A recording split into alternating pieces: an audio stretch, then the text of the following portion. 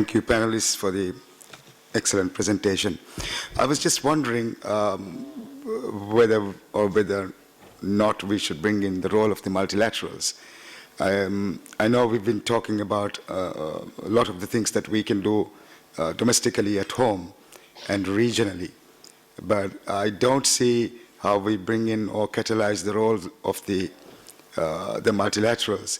Oftentimes, being small has many vulnerabilities that is beyond their own, doings, and I think invariably we'll have to call for the assistance of the multilaterals to do so. So I don't know how we bring in the roles and responsibilities of the multilaterals, and of course the roles and responsibilities of the more developed world, particularly with respect to the flow of ODAs. Thank you.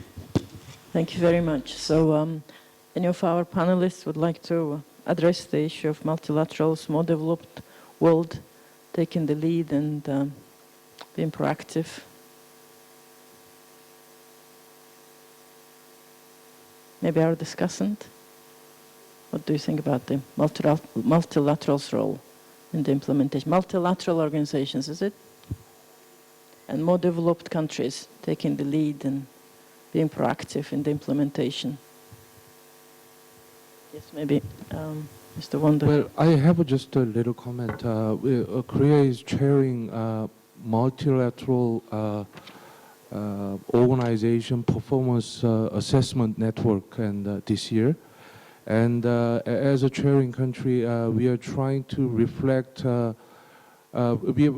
are trying to find some linkage between the implementation of SDGs to our MOPAN activities. So I think as we discuss the issue of implementation of SDGs with a lot of multilateral organizations, they are we can see that they are strongly committed. So they are coming into the scene. So yeah. So that's one thing I wanted to share with you. Thank you. Yes, Ms. Xie. Thank you. Regarding the involvement and participation of multilaterals, I think from China's perspective, we have the AIIB, the Asian Infrastructure Investment Bank, and which is currently trying to conduct a lot of regional and trans-regional connectivity projects. And it is aimed at raising the standards and improving the infrastructure facilities. And I think AIIB is currently also trying to link its project planning with the implementation of the 2030 agenda. And besides that, a few months ago in Shanghai, we have also concluded the host country agreement of the BRICS Bank. And that bank is also aimed at conducting some South-South cooperation relating to various development areas. And next year, we will be the host of the BRICS Summit. And we will also, as a host country, will try our best to set the agenda items and to also to incorporate development cooperation and implementation of the agenda into that. And therefore, I think there are a lot of multilateral development banks can play a role in this implementation process. Thank you. Thank you very much. So I would like to commend all the countries, Philippines, China, Republic of Korea, Samoa, for voluntary national review contribution that we will be hearing at HLPF in July this year in New York. I would like also to commend also to Bangladesh and Thailand and all the countries from what we've heard that already quite a substantial progress has been made with implementation of SDGs, at least, localizing, streamlining, aligning the plans and ministries and the coordination work. And we all know that Agenda 2030, which was adopted last year, is very ambitious. I think everybody is very excited. There is a huge expectation for the delivery of the Agenda 2030. And as we all know, as there is a saying, the devil is in details.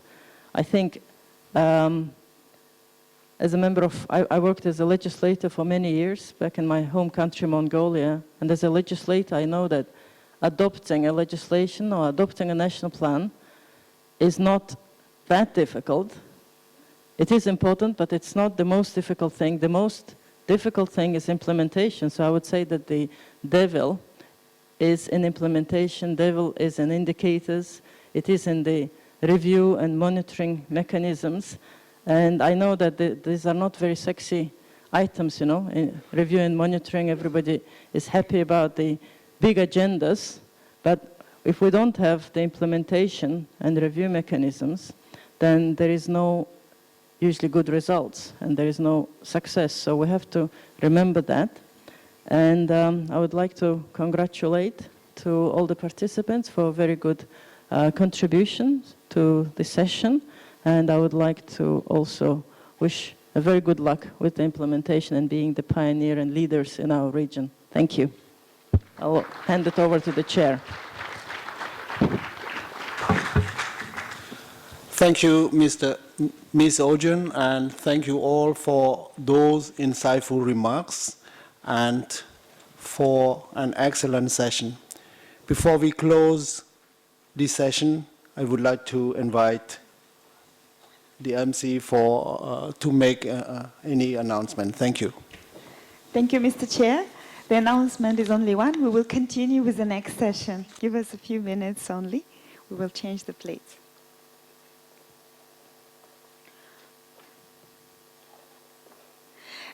Excellencies, ladies and gentlemen, welcome back for the session on regional priorities for implementation, statistics and mainstreaming of the SDGs to address vulnerability.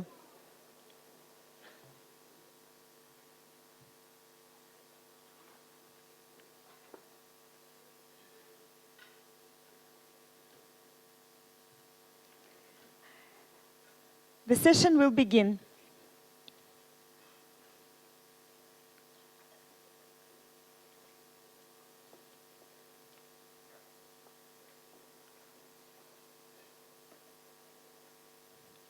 It's my great honor to hand over to the chair of the session, His Excellency Mr. Ahsan Iqbal, Minister of Planning, Development and Reform of Pakistan. He's also co-chair of APFSD 16. Your Excellency, the floor is yours.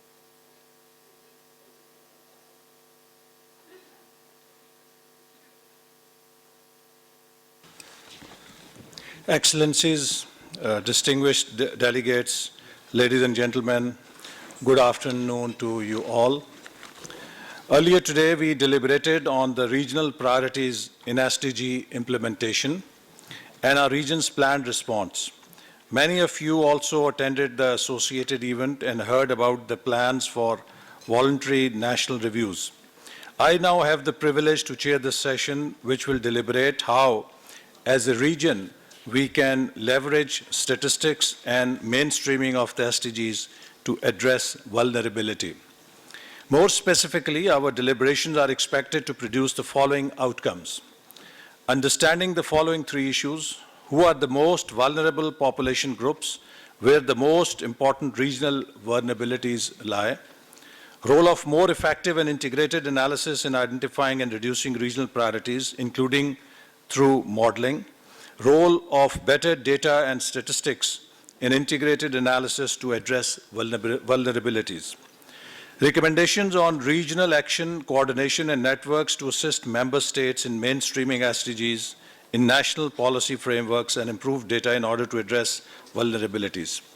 The deliberations are informed by the following documents that the Secretariat has prepared.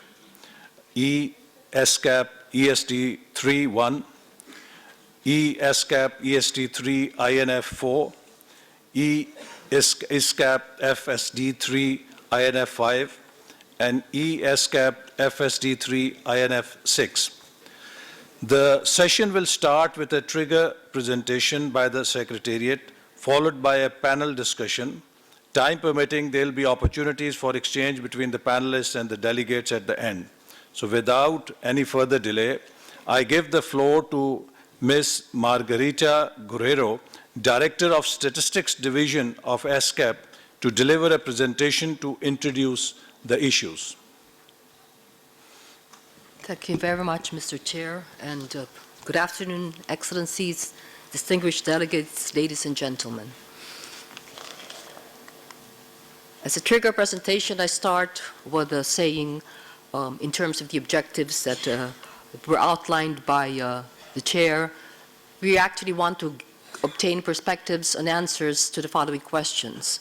With respect to vulnerability, which groups are the most vulnerable in Asia and the Pacific? How can we mainstream SDGs in policy frameworks to address the challenges due to vulnerabilities? How can better data and more effective and integrated analysis support progress on identifying regional priorities and reducing vulnerabilities? And what are potential roles and priority areas for regional action, coordination, and networks? As a trigger presentation, I would like to remind us that we are indeed focusing on reducing social exclusion and inequalities. These are at the heart of the 2030 Agenda.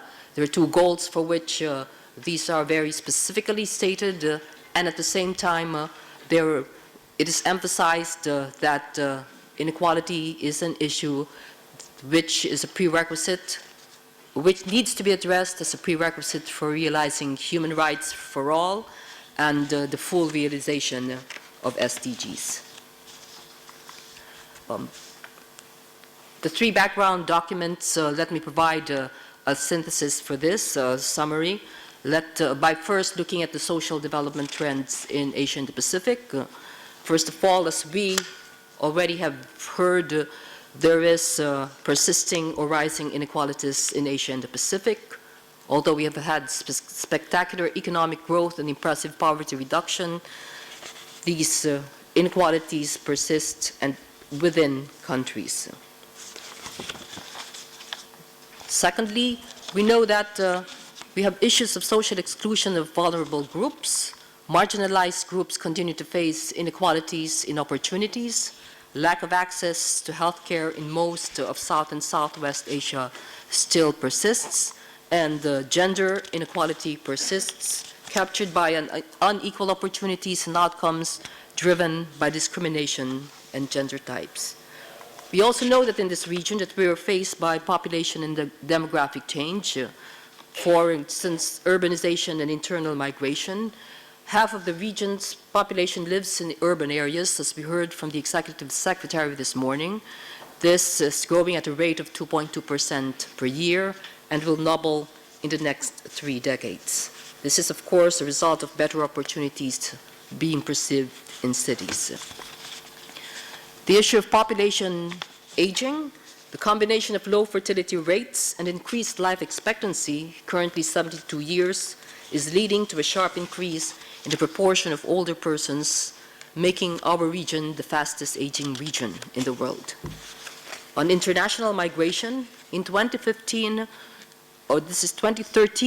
over 95 million lived outside the country of birth, which represented almost a 50% increase since 1950, mainly as temporary labor migrants who, despite their contributions, have actually lacked access to social protection.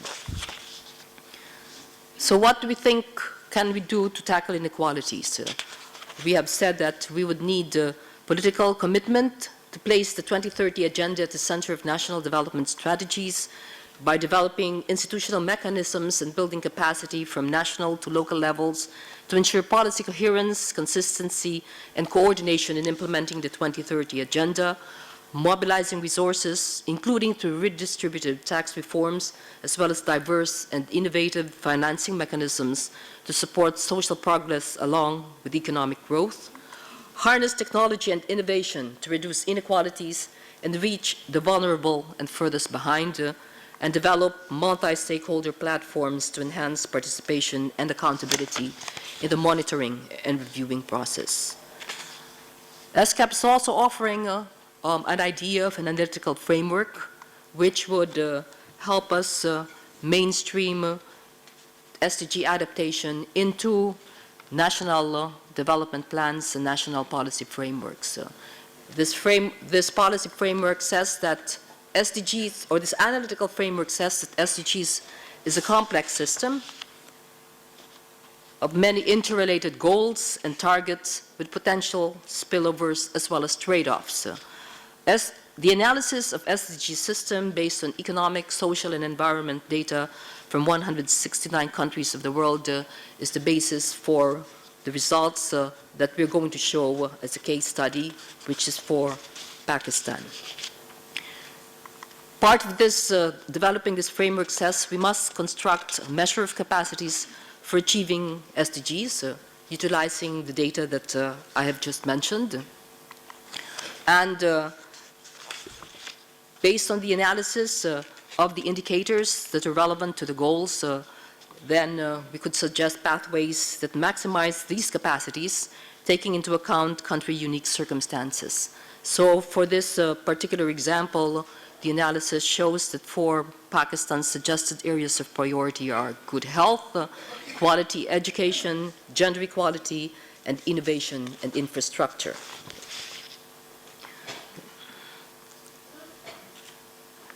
In order to make use of the results of such analysis, we try to see how these can feed into the deliberations on strategies for adapting the national development policy frameworks. And in this particular case, we noted that for areas not covered by Vision 2025, which is the NDP for Pakistan, especially on gender equality and women's empowerment, an appropriate framework and various support measures are crucial to ensure that no one will be left behind. An example of such a conclusion from such an analysis. Okay. That analysis is, of course, based on a lot of data, and we have repeatedly heard today already that for follow-up and review processes, for assessments of progress that are inclusive and effective, we need rigor, we need evidence, and data forms part of that evidence. We talk about features like high quality, accessibility, timely, reliable, and disaggregated by various characteristics within the context of the countries, which is actually the main challenge if we are to be able to identify and look at the challenges and possible policies that are faced by vulnerable groups. So disaggregation, statistical language is equal to identifying vulnerable groups and marginalized groups in this sense.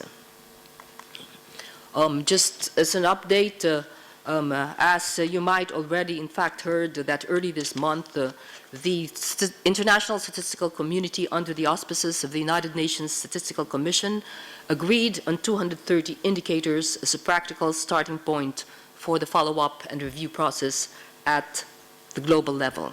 96 of these indicators have clearly defined methodologies and are generally available, which means that the rest are not readily available. Some, even though there are already existing methods, but some because they lack current methodologies.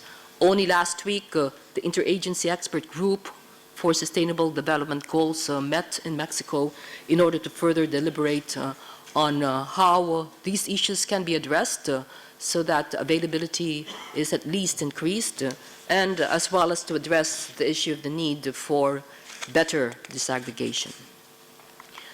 The paper, the background paper, and its annex shows us that the data hurdles in the Asia-Pacific region are because for many of our countries, there's limited scope of data collection programs. Even for those programs that exist, they're produced with insufficient frequency and sometimes with less than reliable results. We know that there's a lot of data that can be stored from administrative record systems, such as civil registration and vital statistics or business registers, but these are still underutilized, or the system behind it, like the CRVS, may be dysfunctional in some countries. We also know that there are no guidelines because, in fact, we have not yet come up with measurements and standards for some of the indicators. We know that the issue of delivering data quick enough, which would be relevant and appropriate for assessing progress, is something that we need to improve on. And as I mentioned earlier, we do have a big challenge in producing data on vulnerable groups. There are solutions, however, and big data, for example, would be one of them. In a special event on Tuesday, we'll be listening to what countries have actually been doing already in relation to this, to the use of new data sources. So what can be done? We have put our heads together, continue to do so, but we have said that definitely we need to advocate for strong political commitment with your help to sustained investment for statistical capacity so that national statistical offices will be able to coordinate better and to improve production, dissemination, and use of data. We have noted that we need to promote increased use of data and statistics, as well as regional knowledge exchange for follow-up and review. We note that we need to lead norm setting in areas of high and shared policy priority in this region, and therefore we have actually embarked on developing basic disaster-related statistics as well as a framework for their analysis. We have exerted efforts to influence global statistical and methodological development work in support of regional priorities, including finding out how big data can in fact be integrated effectively into official statistical systems. And we have been actively galvanizing and enhancing partnership support, including by working with ASEAN, SAARC, and their regional statistical systems, as well as that in the Pacific statistical community, as well as galvanizing support through partnerships which include the private sector and civil society, as well as governments, through the Global Partnership for Sustainable Development Data. So with that backdrop, I again put in front of us the four broad questions that we would like perspectives and answers to, and which will guide the discussions of the panel that will proceed soon. Thank you very much, Mr. Chair. Yeah, thank you, Ms. Guerrero, for your trigger presentation. Just, as a brief, very small comment, because, you touched a point which directly relates to me, Vision 2025. I'm the minister in charge in Pakistan. So there was a reference that as if gender issue was overlooked. I remember that there is a separate section on gender equality and women development, and a very specific goal that we want to improve primary and secondary gender parity index to 1 and increase female workforce participation rate from 24 to 45%. So there is some specific reference. Anyway, now I would like to call our distinguished panel, which will now deliberate on the questions raised in this presentation. I will ask the panelists 2 rounds of questions, and I invite the panelists to respond to any questions and comments from the floor after that. I would now introduce the distinguished panelists. We are very distinguished to have a very distinguished panel with us to discuss these issues. I will start, to first call on His Excellency Mr. Yubaraj Khadiwada, Vice Chairman of National Planning Commission of Nepal. Then His Excellency Professor Panmao Zai, Co-Chair of Working Group one of the Intergovernmental Panel on Climate Change, Dr. Santosh Mehrotra, Professor of Economics, Center for Informal Sector and Labor Studies, School of Social Sciences, Jawaharlal Nehru University. Then His Excellency Mr. Emmanuel F. Esguerra, Secretary of Socio-Economic Planning, Philippines. His Excellency Mr. Sonam Wangchuk, Secretary, Gross National Happiness Commission, Royal Government of Bhutan. Mr. Sefuiva Reupena Moago Tutia, Government Statistician, Samoa, Bureau of Statistics, Samoa. My apologies if I pronounced any name a little incorrectly, but with full respect, I try to be as accurate as possible. And let me also say that after this, when we have the country statements, only those countries will be called which will register with the ESCAP Secretariat. So it is time that if you want to make a statement, please register with the Secretariat. Now I request the panelists to give their comments, but I would like to also request that please keep your responses to about 5 to 6 minutes so that we can try to have maximum participation. Yeah.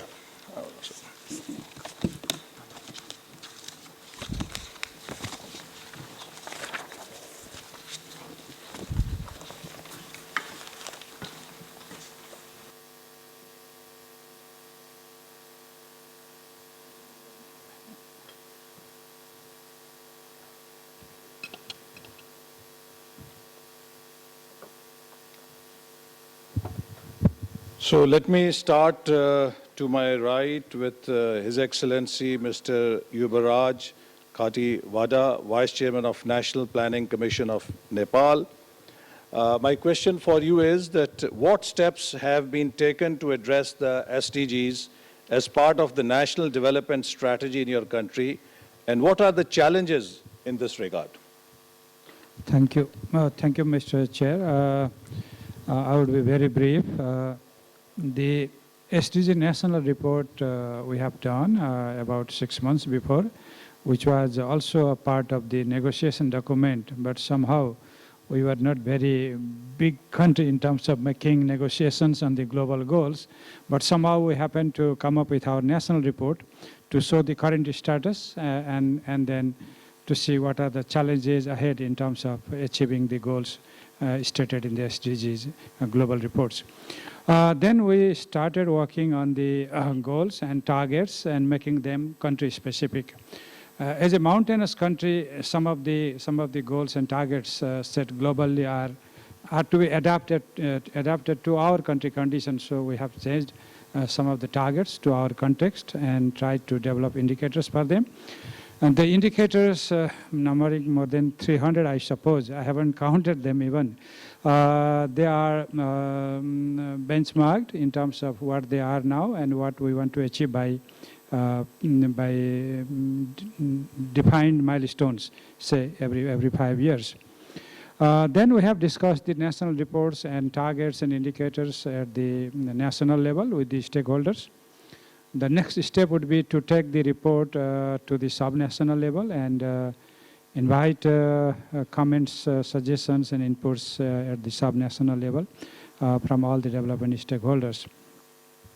The mapping of the baseline data has been done, and we have seen the data gaps, particularly on 2 fronts. First, the absence of pooling data together in one window. We have administrative data through different ministries and agencies, but they are not coming through one window or they are not being standardized. So we are trying to see how that could be standardized first, and then looking into the mechanism to bring all the administrative data in one fold. And second, mainstreaming the surveys, whatever survey we do, the household surveys, the living standard surveys, the health surveys, whatever we do, those surveys would be a bit modified to also address some of the data constraints that we see in terms of benchmarking the SDGs. And there would be totally new data requirements in several areas and that is more pertinent in the area of environment and climate change. This is some area where we all are new, perhaps, to see into what are the proper indicators and how we can address them. On that data also, the qualitative aspect of the indicators is so critical, because on MDGs we tried our best to look into the quantitative aspect. But now, since we have to look into the qualitative aspect, we have also to look into new indicators in the same areas like education and health. Now we have to add more indicators to justify the quality of education and health services. So this is where we want to move. And then we had one or two international conferences on the topics of long-term perspective, development perspective, which would be taking into account the SDGs in our long-term development plan. And it would be mainstreamed in our coming budgets and annual plans. So thank you very much. Now, my next question is to His Excellency Mr. Emmanuel S. Guerra, Secretary of Socioeconomic Planning, Philippines. What are the incentives for national governments to support rigorous follow-up and review to achieve the social inclusion targets of the SDG? A rigorous follow-up and review process with respect to the implementation of SDGs, first of all, provides an instrument for making governments accountable to their citizenries, strengthening international cooperation towards achieving the SDGs, and spreading the good practices developed and lessons derived in implementing the SDGs. National governments have an incentive to support this, given that they had agreed to the SDGs in September 2015. The outcome of a review process can better inform governments about where to focus their attention and direct their financial resources, especially if the review process is timely and evidence-based and engages a broad range of stakeholders. This is good for the government's legitimacy. Similarly, national governments in need of assistance from other countries in implementing the SDGs can use the follow-up and review process, whether this is conducted at the national, regional, or global level, as an occasion for learning and exchange of information on best practices. The result of the review process may also be a basis for identifying areas where technical or other forms of assistance from external sources may be necessary in order for governments to meet the SDG targets. For instance, while the effectiveness of a follow-up and review process hinges greatly on the quality and timeliness of data, some governments may not have strong data collection systems, or existing gaps in data collection do not make the monitoring of specific SDG targets possible, in which case some assistance in terms of mobilizing additional resources may be necessary to build institutional capacities and thereby get the buy-in of national governments for the follow-up and review process. An important consideration, though, for national governments to support rigorous follow-up and review is for the chosen mechanism for advancing the SDGs to complement and not duplicate existing mechanisms for promoting other national commitments. The follow-up and review process should not be seen by national governments as an additional burden, especially one that is externally imposed.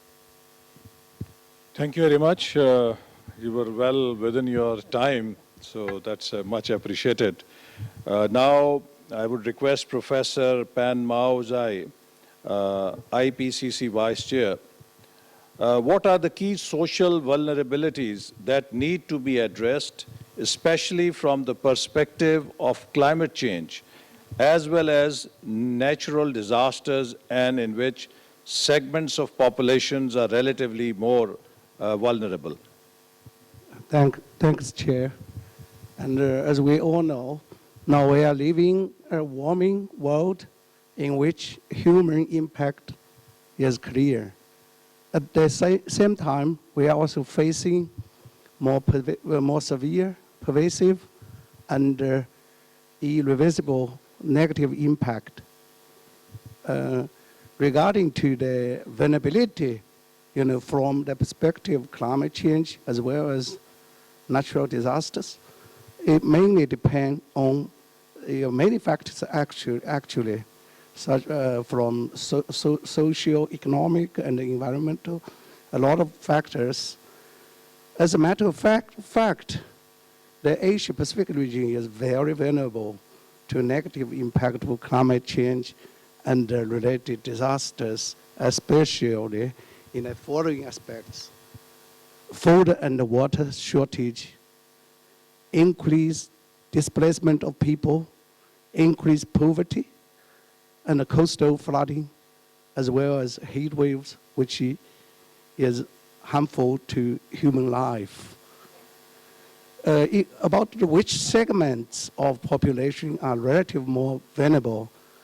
As a matter of fact, almost all the countries in the world are being impacted and will be more severely impacted by climate change and the related extremes in the future.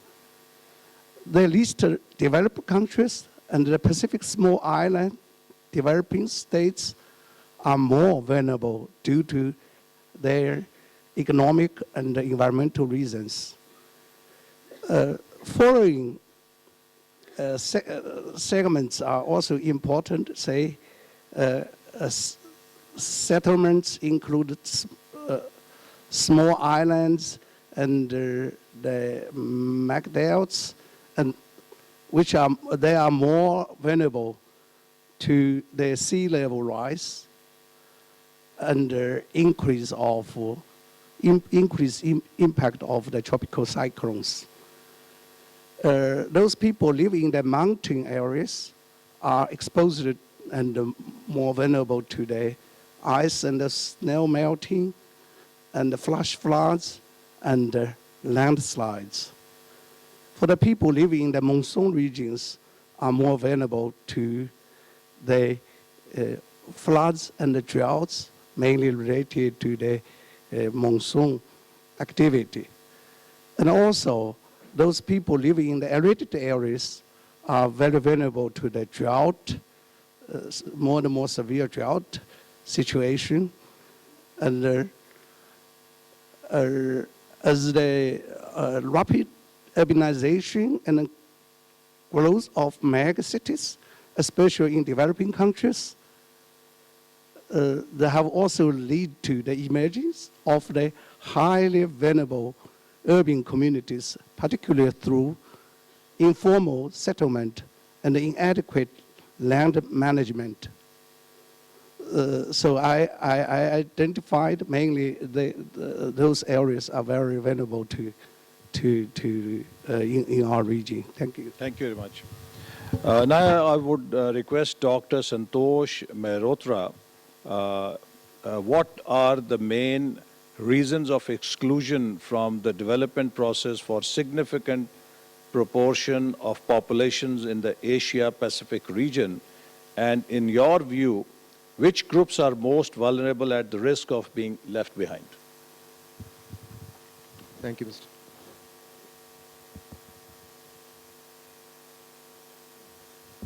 Yeah, it's okay. Thank you, Mr. Chair. Can you hear me? You can. Yeah. Right. Okay. Great. Thank you, Mr. Chair. Doing an analysis of what are the main reasons for exclusion in the Asia-Pacific region in a matter of 3 minutes is not the easiest of things. But let me try. In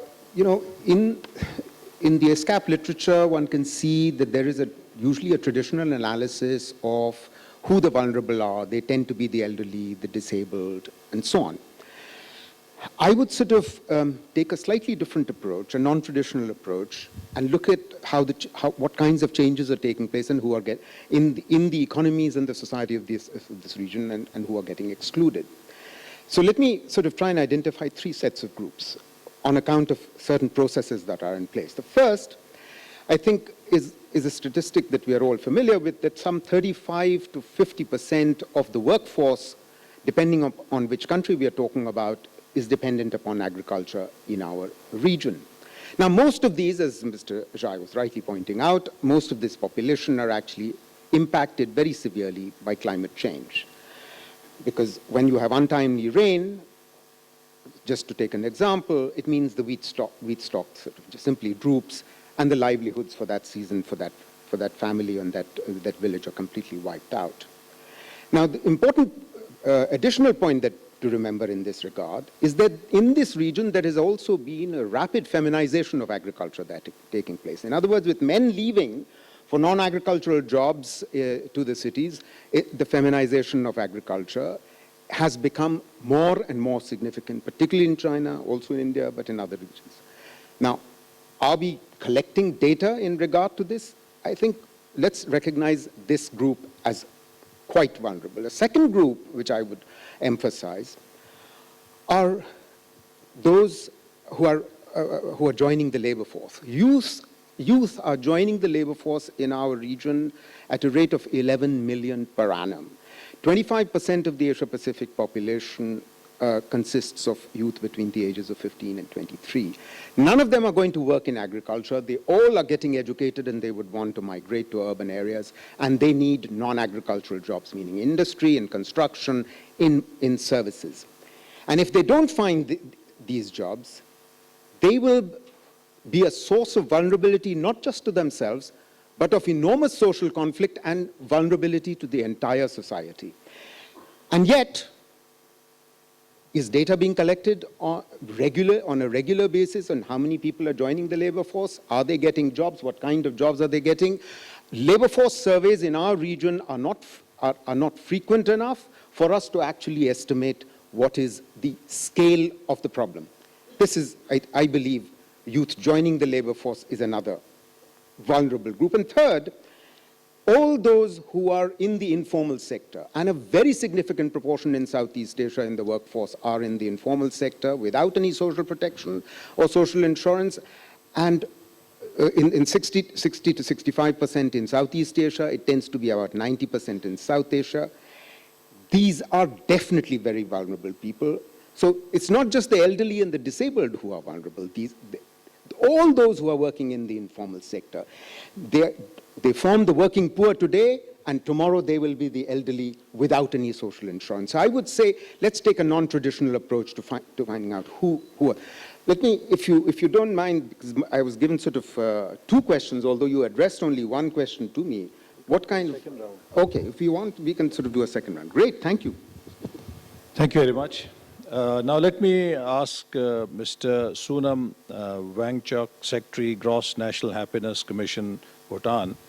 As you all know that Bhutan has this Gross National Happiness Index, which is a very unique concept. So we would like to know that in what ways has the government of Bhutan used the measurement of gross national happiness to raise the well-being of its people? Thank you, Excellency. I would like to firstly start with that in Bhutan, the development framework is based on the philosophy of gross national happiness, within which all successive 5-year plans are being pursued. Now, in short, the gross national happiness philosophy strikes and it seeks to achieve balance between the material well-being and the non-material aspects like cultural, spiritual, emotional well-being of a society.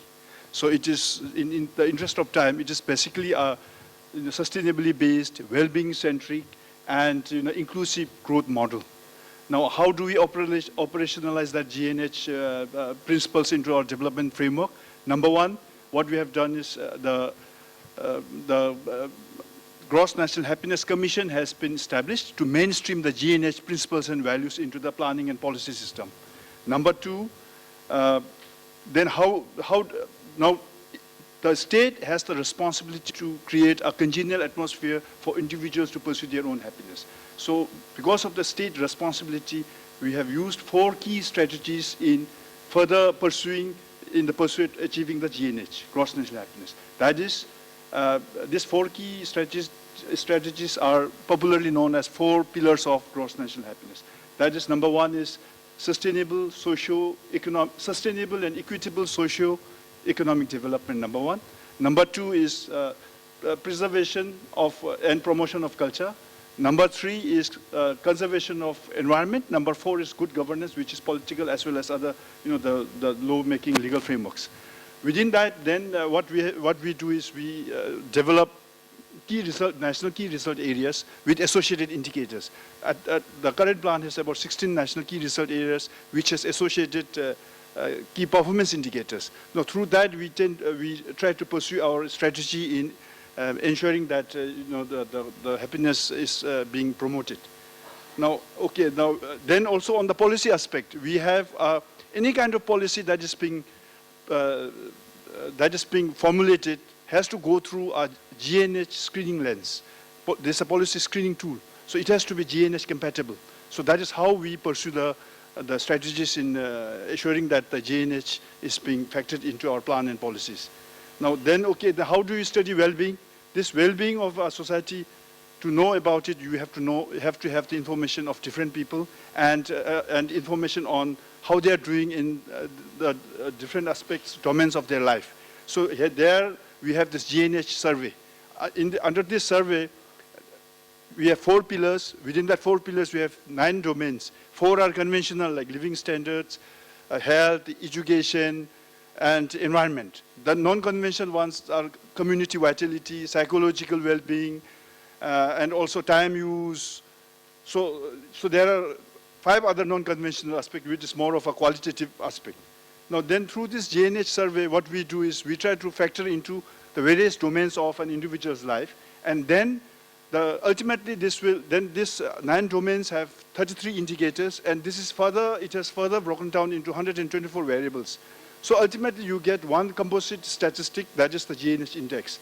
Now when you delve further into the GNH statistics, you would know what are the areas where the government will have to focus on. Based on the results of the index and the details about how it is being arrived at, then government reprioritizes its financial resource allocation as well as the plans and programs. This is how, in short, we implement the GNH concept into our development framework. Thank you, Excellency. Thank you very much. Now I would request Mr.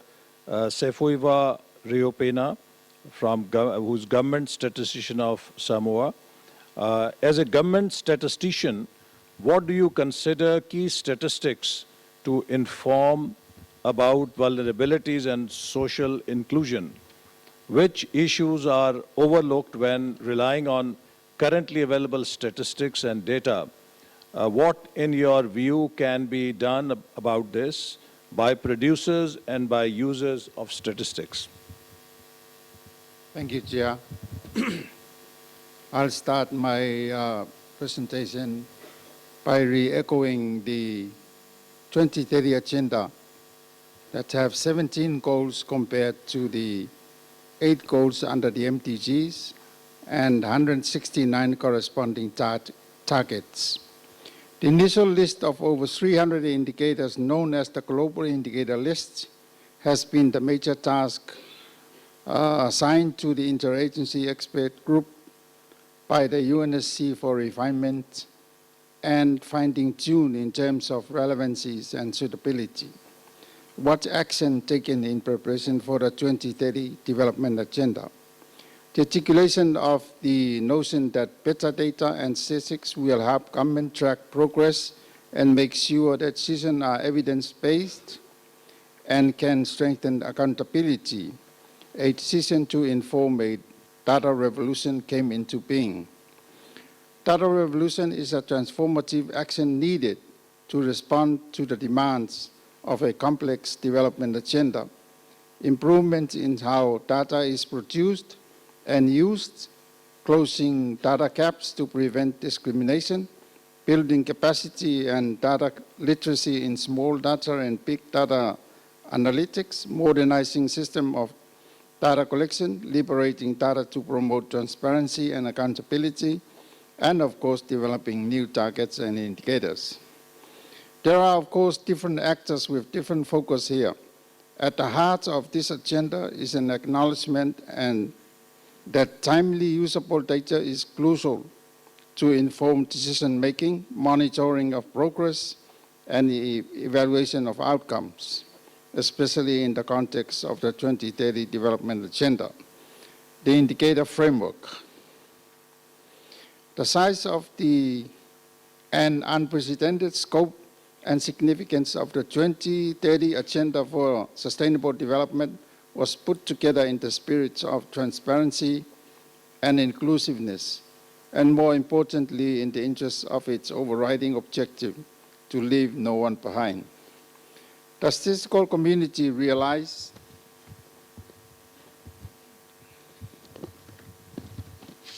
and recognize the enormous burden and challenges it takes to achieve sustainable development.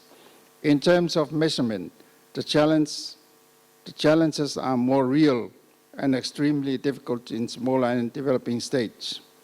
The most vulnerable countries, like the least developed countries, landlocked developing countries, as well as the middle-income countries, and the specific challenge faced by them.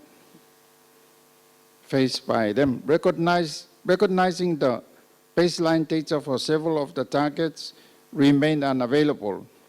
Thus, the call for increased support for strengthening data collection and capacity building in all of these countries. There is also a call for total commitments from the global development partners in the immediate mobilization of resources, technical and funding to facilitate support and strengthen capacity building in NSOs, aim to address gaps in data collection so as to better inform the measurement of progress, in particular for those targets which does not have clear numerical justification. Considering the difficulties many Pacific small island developing states experience in regularly collecting the required statistics to report on development progress against a far less comprehensive MDG agenda with only 60 indicators, the pressure on our national statistical systems is daunting enough with a fourfold increase to 230 indicators. Financing SDGs implementation and SDGs monitoring. Following the global endorsement of the 2016-2030 Sustainable Development Goals, it should go without saying that the national implementation of this ambitious global development agenda will require ongoing strong partnership. Thank you very much.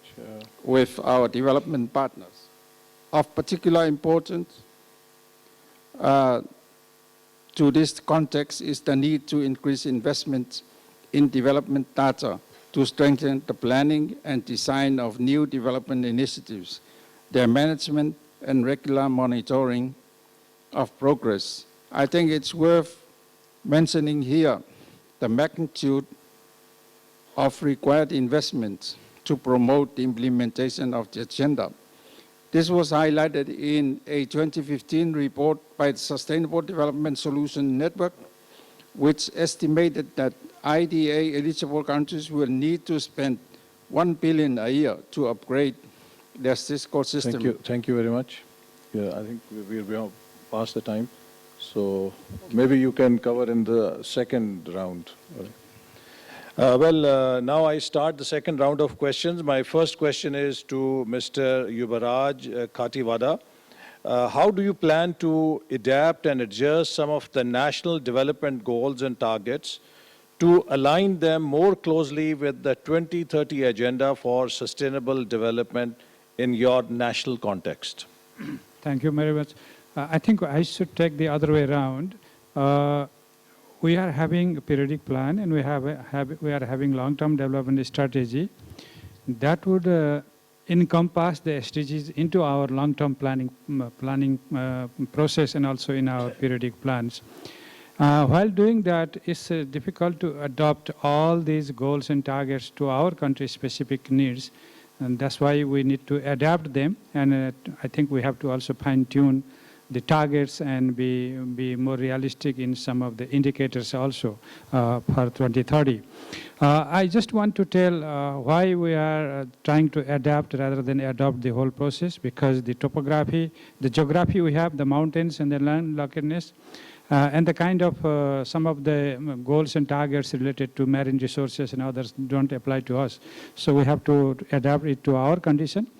The social division, which is very unique in South Asia, and also the inequalities by social groups or social status is another one which we have to address also. The disaster risk, which we have been exposed by the earthquake we had. Of course, Pakistan and India and several other countries in the neighborhood also have this problem. So we have to be more careful about those disaster risks and to have mitigation measures. And Nepal is a country having a post-conflict history, and we have also to see the root causes of conflict and how they could be addressed. So the SDGs should very much be adapted to see that the lasting peace process continues, and in the spirit of the new constitution where we see we envision a welfare state could be achieved with the implementation of SDGs. This is what we envision. Thank you. Thank you very much. His Excellency Mr. Amir Neol Isguera, Secretary of Socio-Economic Planning, Philippines. So my second question to you is, how can outcomes of regional follow-up and review be incorporated into planning and implementation of SDGs at national and subnational levels? The outcomes of a regional follow-up and review can provide feedback on the effectiveness of SDG implementation at the national and subnational level and support advocacy for the political commitment that is necessary to implement the SDGs.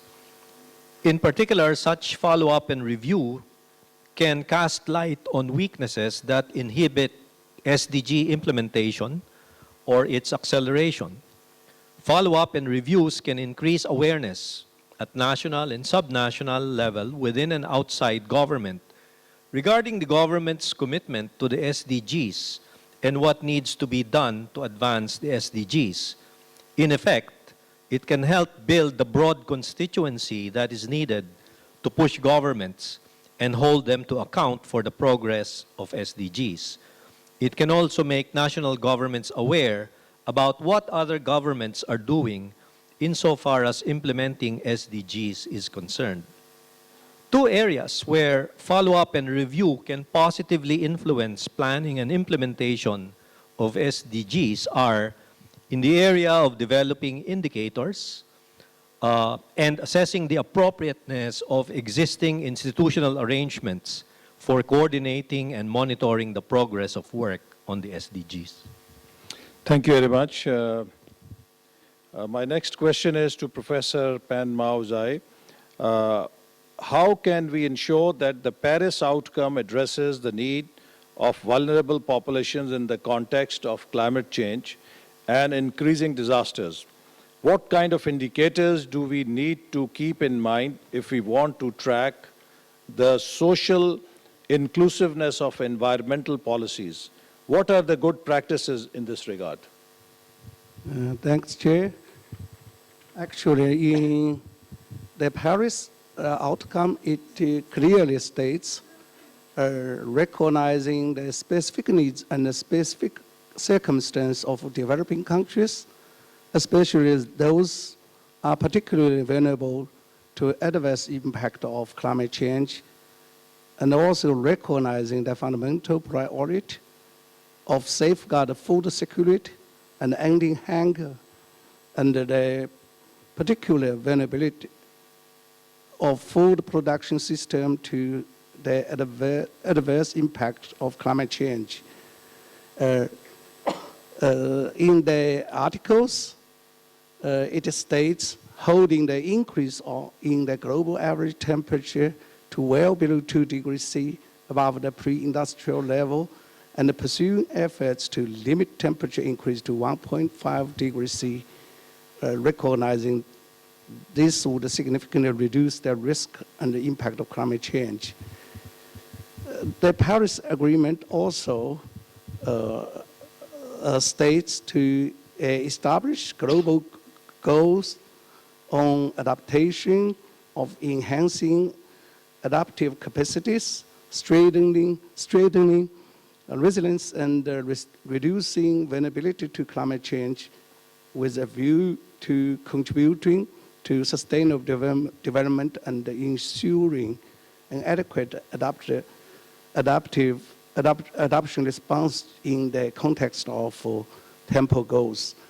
So we can see it is clearly well below 2-degree target, and the pursuing efforts of 1 degrees C, the mitigation,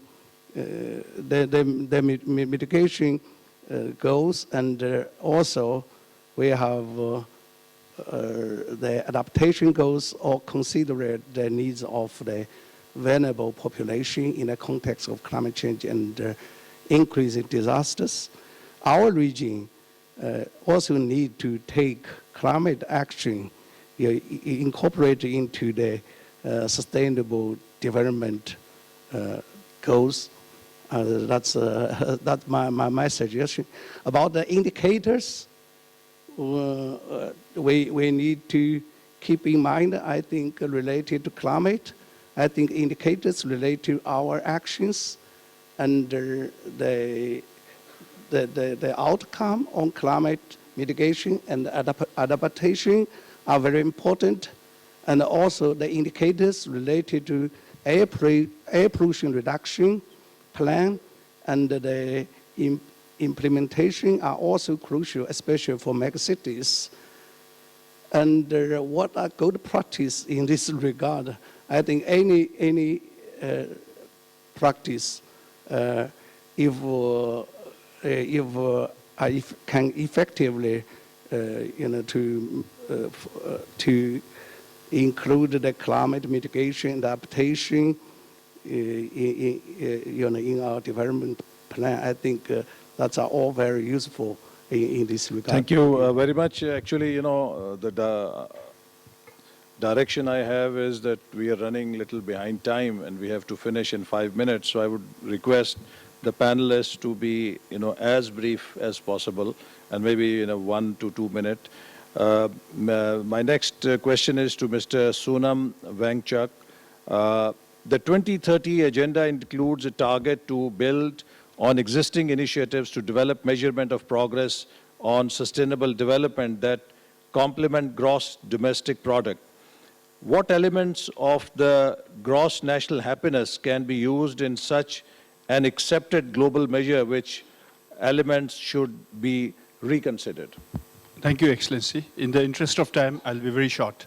First thing is, as I have stated this morning, we are quite fortunate that the principles and the goals of SDGs and its targets are inherently embedded into our gross national happiness principles and values. So therefore, for us, there's a complete kind of harmony between the SDGs and the GNH. SDGs become an integral part. So we even tend to think that ours is a little bit of SDG plus, because not only we take into account of 3 dimensions of SDGs, but also we take into account of the cultural aspect and the emotional and spiritual aspect, which is, of course, when we do the survey, it's more of a qualitative kind of a thing. So therefore, for us, we would think that the SDGs are very relevant to Bhutan's context. But what is more important now for us is to, from the context of the SDG reporting, I think the whole kind of the data ecosystem needs to be reviewed, and baselines where possible will have to be established if it is not. So then, of course, associated with that, the national capacity building and sharing of information among the members of the region would go a long way in helping each other, sharing experiences. So I would say that for us, from our viewpoint, SDGs are very much within GNH, so we would think we will go with that, except in the building of capacity, national capacities in terms of statistics. Thank you very much. Thank you very much. Now my last question is to Mr. Sefuiwa Riupena. What types of partnerships are needed to reach beyond government data producers and capitalize on private sector data and big data to address the SDGs? There's been already a lot of work done developing a partnership between the government as well as the private sector, civil society, and NGOs.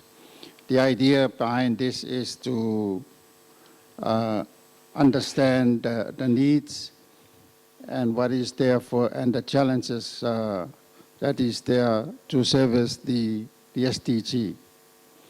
As you may be aware that I did mention about the data revolution, which deal with looking at the problem faced by especially the small island developing states and the vulnerable countries in terms of data availability and their capacity. So the idea is to improve the capacity so that data is available to service the SDG. Thank you very much. And I just would also like to call Dr. Santosh Mehrotra, who also has a question. How can we alter existing policies and design comprehensive strategies that better help us in addressing the needs of those first that have been left furthest behind? Thank you, Mr. Chair. I'll be as brief as is humanly possible. You noted that I had said that a non-traditional way of identifying vulnerable groups in the Asia-Pacific region would involve including 3 sets of groups. One was those who are working in agriculture and are impacted very severely by climate change. The second was youth joining the labor force, and the third was all those in the labor force who are without social insurance. So let me just say a sentence or two about each one of these. Climate change in agriculture, Mr. Jha has already spoken much about it, but we all know that 80% of the greenhouse gas emissions are due to burning of fossil fuels, and it is the rich countries which account for most of the burning of the fossil fuels. We all also know that technology exists not just for wind and solar among renewables as sources of energy. Technology exists for tidal and wave power, and also for geothermal power, which can generate much more electricity, much more energy. Unfortunately, that technology is on account of the massive influence of the oil companies around the world, the fossil fuel rich countries and companies, are not being generalized.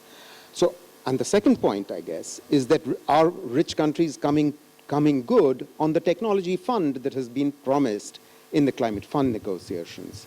If we did go the renewables way, then the impact of these GHGs and of fossil fuels on agriculture will be dramatically reduced. It would reduce the use of diesel pumps to pump out groundwater used for agriculture. It would reduce the amount of time wasted by women who go about collecting, who have to go about collecting biomass for cooking and so on. So that's one big issue. The second issue I raised was about youth and jobs. Well, clearly, not just the number of jobs, but the employability of youth has to be improved for preparing them for manufacturing and for modern services. But most governments in the region, in the Asia-Pacific region, run skills development systems which are supply-driven, which are government-driven, rather than being demand-driven and private sector-driven. That's a lesson that needs to be learned by governments in our region if we want to make our skill development and employability systems appropriate to demands for jobs as they emerge. And the last point I want to make in this regard is we learned earlier this morning that non-tariff barriers have doubled just between 2013 and 2015 alone. If non-tariff barriers are growing, how are jobs going to grow in manufacturing and in modern services? And my final point, what redesign of policies? Well, I began by talking about how high a proportion of the workforce works in the informal sector without any old age pension, without any death and disability insurance, without any social protection. Thank you. So governments need to think very seriously Thank you very much. about social insurance. Thank you, Mr. Malhotra. Now, as I'm reported that there are no country statements to be made, as no country has registered with the Secretariat, I would proceed straight to call on the organizations to make their statement, but may I request they should be very brief because we were required to finish by 3:10. We are already past the time. So may I first call International Federation of Red Cross and Red Crescent, Mr. Marwan Jelani. Thank you very much, Mr. Chairman. Thank you for giving me the opportunity to address this meeting. I will be very brief. I will distribute the longer statement. 3 very quick points. I think one, to reiterate the need to adopt a holistic approach toward the implementation of the 2030 agenda, thus linking and integrating the outcomes of Sendai framework and the Paris Agreement.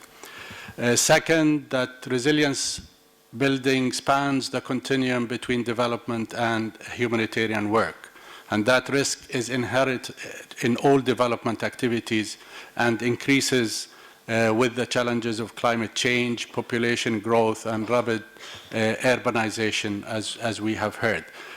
Today already we add 1.4 million people every week that move to urban areas.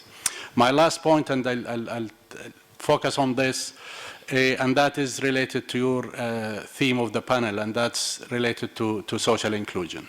IFRC adopts a gender and diversity approach for understanding who is the most vulnerable in each community, recognizing that it is the interplay of diverse factors, including age, ethnicity, socioeconomic status, legal status, migration, disability, indigeneity, together that intersects with gender factors to create social exclusion. Therefore, it is important that we address social inclusion during disasters. For example, addressing maternal and child health as well as education for girls and boys in humanitarian emergencies guarantees that gains are not lost. Another critical challenge in achieving SDG 5 is the high prevalence of gender-based violence during emergencies. And we are working to ensure that greater measures are undertaken to safeguard and prevent gender-based violence under such settings. Thank you very much, Mr. Thank you very much. I really appreciate. The second organization is Diverse Voices and Action for Equity. Ms. Vaiva Tamuaka.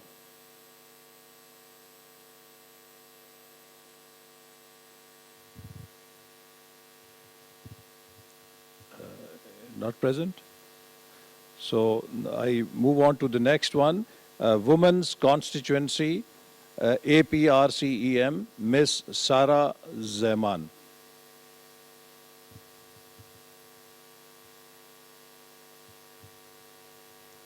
Not present? Oh, okay. Thank you, Mr. Chair. I'm Malin Ando from Arrow, and I'm replacing Ms. Zeman, who's had to step out.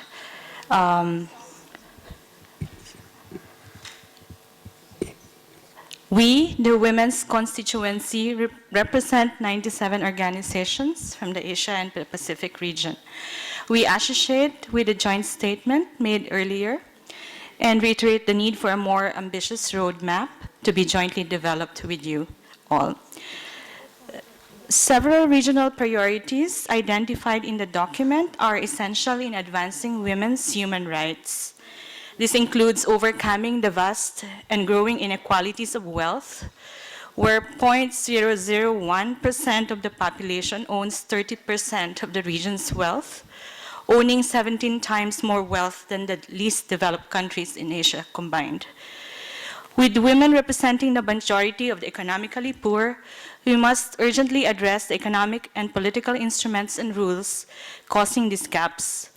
Privatization of public goods and services, growing reliance on public-private partnerships without proper accountability mechanisms, land grabbing, tax, and investment rules that advantage foreign investors and the trade agreements that cement those rules, erode national sovereignty and threaten the commitments made in the Agenda 2030. While you have recognized gender inequality as a major barrier in the region, the document misses key barriers to women's human rights. Inequality is not an accident. It persists because of patriarchal norms that permeate our public and private lives. We must recognize that intersectionality of barriers to women's rights, like climate change, that deepens gender inequality, the absence of living wages, which is a core element of economic empowerment for women, as is universal social protection.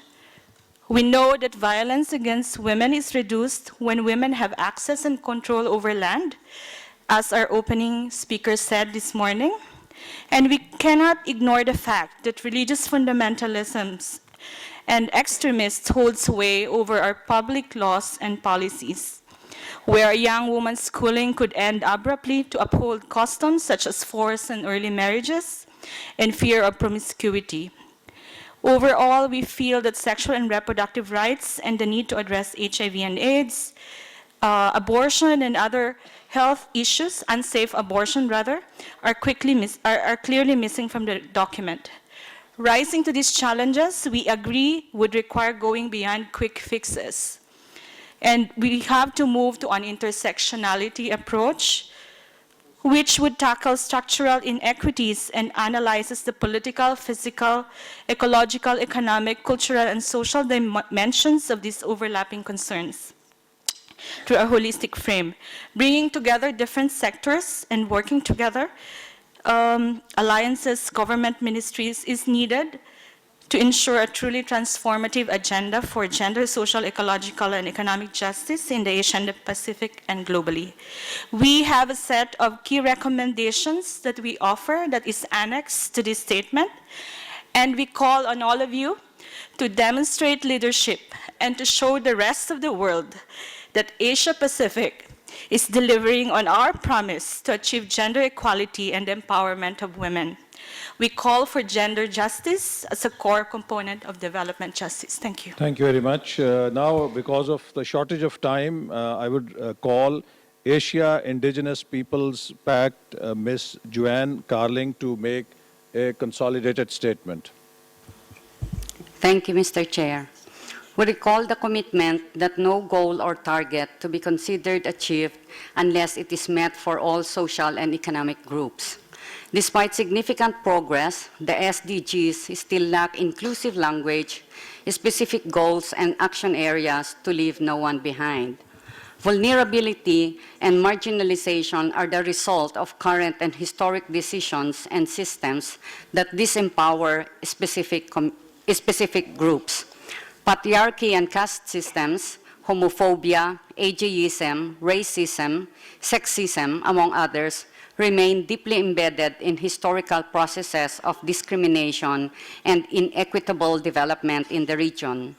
Indeed, women, persons with disabilities, older people, indigenous peoples or ethnic minorities, Dalits, LGBTIQ, single and widow, migrants, people living with HIV, young people, people in remote area, sex workers, informal workers, and others are excluded and marginalized from national development and governance processes with few opportunities for redress. In order to make these groups more visible in the SDG implementation, the regional roadmap should incorporate indicators and disaggregation of data most relevant to them. Inclusive and timely data collection and disaggregation is necessary to track the gaps and changes on the conditions of marginalized groups to guide the development and implementation of specific measures and targeted action plans with allocated budgets to ensure that no one is left behind. This also means ensuring that effective participation in data collection, analysis, and reporting as central actors in the follow-up and review process of these groups. Civil society participation and representation should also be institutionalized at all levels and be reflected in the regional roadmap, respecting the principle of non-regression. We are deeply concerned about the increasing number of laws and practices in the region that are limiting civil society space and impeding people's freedom of speech, expression, information, and assembly, as well as the threats against and criminalization of human rights defenders. Addressing marginalization and discrimination requires the redistribution of power. Economic, political, social, and cultural power. We need to empower marginalized groups by ensuring their rights are respected, protected, and fulfilled, put an end to the culture of impunity, and ensure accountability, implement action plans to meet their specific needs and well-being, and by establishing inclusive institutions for their effective participation and representation in decision-making at all levels. Mr. Chairperson, we offer you more recommendations in the full CSO statement to be submitted for the official record of this forum. Thank you, Mr. Chair. Thank you very much. I would like to thank all the participants and the panelists for making very insightful and interesting remarks and for making this session very productive. As you have heard that, and I also said in my country statement, that we are growingly or increasingly entering an age which is global, integrated, and empowered. So in this world, it is not possible to create islands of prosperity and islands of poverty, islands of development or islands of underdevelopment. There have to be bridges so that prosperity and development are shared. If they are not shared, a world will always see the kind of volcanoes which can always disrupt development or prosperity anywhere. And to do this, we need to have strong statistics, data, so that we can make evidence-based intervention. And there is a need to put in place a framework which enables us to direct our resources towards those areas which are normally hidden from the development framework or on the margins. So I hope that this session has been useful to improve our understanding of the vulnerable groups and how our data statistic framework can capture the vulnerability of these groups and can help us mainstream them. With these words, I thank you all. And before I conclude the session, I would like to invite our MC to make any announcement. Thank you, Mr. Chair. If you allow, we will have 20 minutes of break, and we would like distinguished delegates, ladies and gentlemen, to take advantage of Pavilion of Partners within the next 20 minutes and see all the richness of multimedia and interactive sections that partners brought to the meeting. Okay. So we will 15:40. So thank you very much. So now we have a lunch break and resume our deliberations in 20 minutes. Oh, sorry, lunch break. Lunch. Tea break. Okay.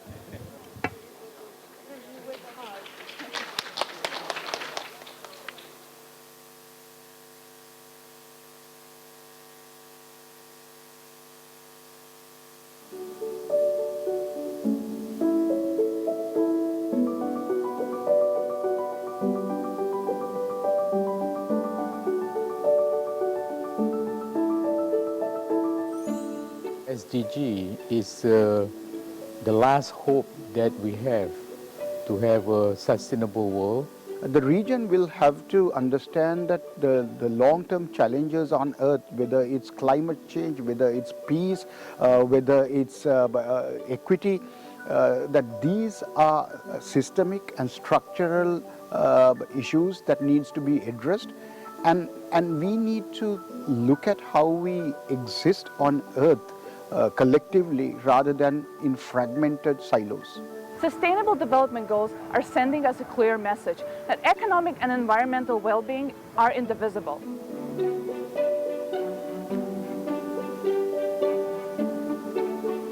Financing is the catalyst. All of this will mean something more if we can truly democratize the capital markets so that a woman sitting in Laos, a woman sitting in Laos, can be actually growing her business by getting some funding for, say, someone sitting in Bangladesh and Hassan sitting in Bangladesh and basically being able to be the investor. So it really is everyone becomes an investor, everyone becomes an entrepreneur.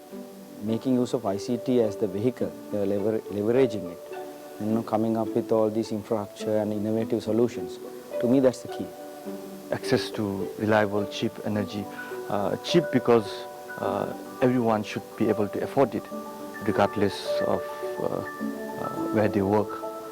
And also clean because it has to be, you have to ensure that emission of carbon dioxide is cut short.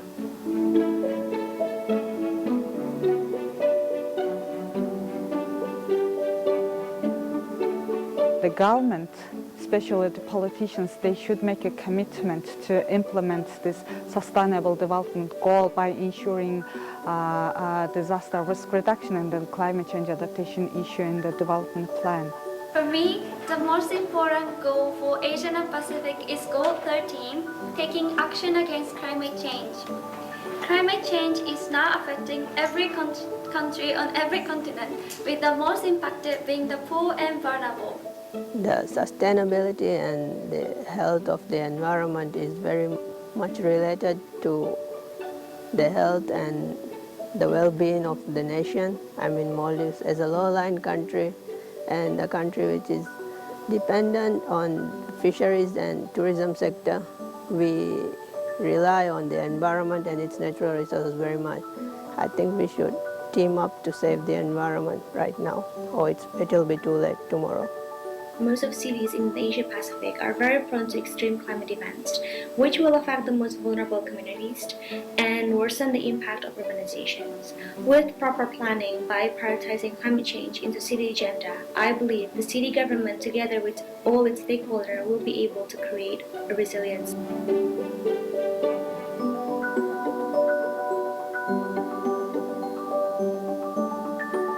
We have to look at consumption patterns at a global level where we need an absolute reduction in material throughput and energy use. But we also have to look at national levels.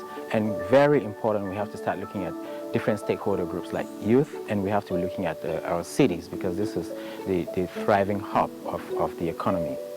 Most important thing is not only to provide a kind of enough water to the people, but to have a safe water to the people, especially on the sanitation improvement. That's very important. So that the sanitation improvement also should not be only the sanitation with toilets, but sanitation with toilet and the treatment system.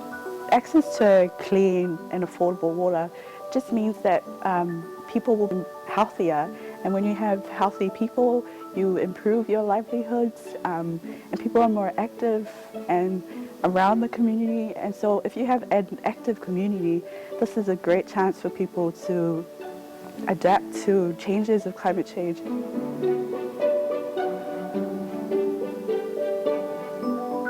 We need to be the main promoters of sport and healthy lifestyle, because it's the best weapon against non-communicative diseases.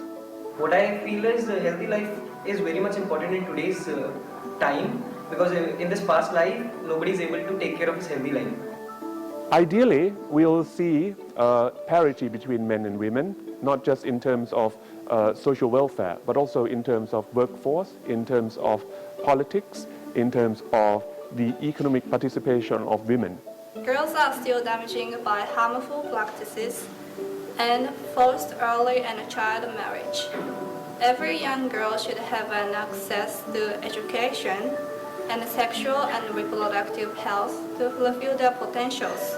The region has been really successful on some fronts in eradicating gender inequality, but I really feel that they need to improve, for example, the sectors that they reach out to. So in particular, my point of view is always to focus on the youth, because the youth, as I have proven now, can really make a difference and make a stand on their own when they're given the opportunities to present their opinions and to do what their power enables them to. Everyone needs education, especially women with disability. If they have good education, they will have a good job or good income. The key for socio-economic development is the ability to unleash the creative potential of our children through a high-quality educational system, through having strong science and technology institutions, through having an ecosystem where innovation is promoted, and through having linkages with industry and agriculture.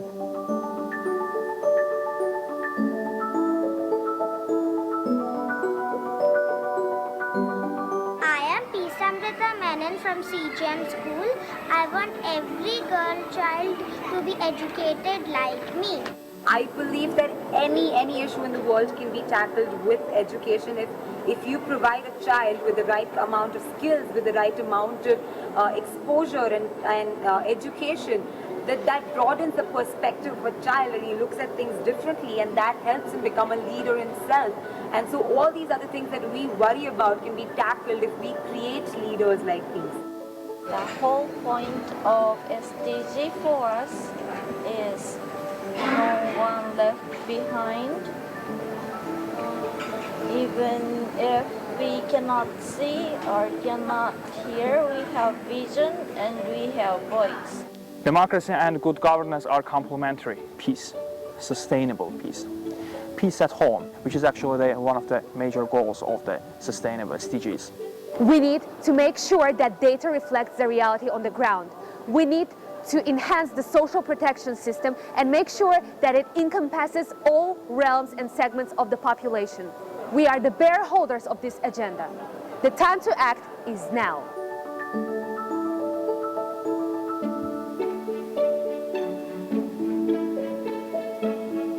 A successful sustainable development agenda can only take place when both the private sector and the public sector, of course with the civil society, work together to achieve these sustainable development goals. For this we need partnerships at all levels. The ESCAP should display some kind of roadmap for all these countries, a kind of menu that they can provide, and out of these menus, some countries can provide, can do better on this, better on that, so that they can be very selective in terms of achieving whatever the priority they have. Not one island nation can survive or can do anything by itself. So in the past years, we've worked closely with other governments, and we truly believe that by working together with the other governments, we can somehow pursue this further, pursue the agenda of conserving water and advocating for mitigation options for climate change, especially for our region, because we know that we are definitely a few disasters away from being extinct. It's incumbent upon the Asia-Pacific community to demonstrate how we could achieve the SDGs using science, technology and innovation. But there's one gap though that we need to realize. For most of the countries, the developing countries in this region, we lack capacity, we lack the skill, we lack the know-how. So we need to build on that so that individual countries could be more prepared in addressing the challenges of the SDG. Asia has a key to attain sustainability of the world. But Asia lacks good governance in that sense to promote sustainability agenda, and also basic resources needed for that. And now world is really committed to this, and more funding, more technologies, and more capacity building opportunities are going to be created, and therefore Asia should grasp these opportunities to make itself more sustainable. We want every education for all.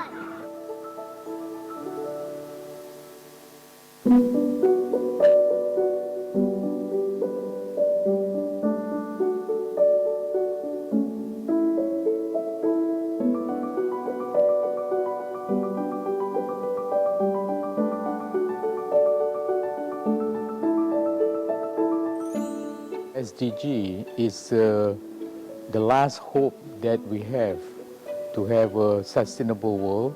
The region will have to understand that the long-term challenges on Earth, whether it's climate change, whether it's peace, whether it's equity, that these are systemic and structural issues that needs to be addressed. And we need to look at how we exist on Earth collectively rather than in fragmented silos. Sustainable Development Goals are sending us a clear message that economic and environmental well-being are indivisible.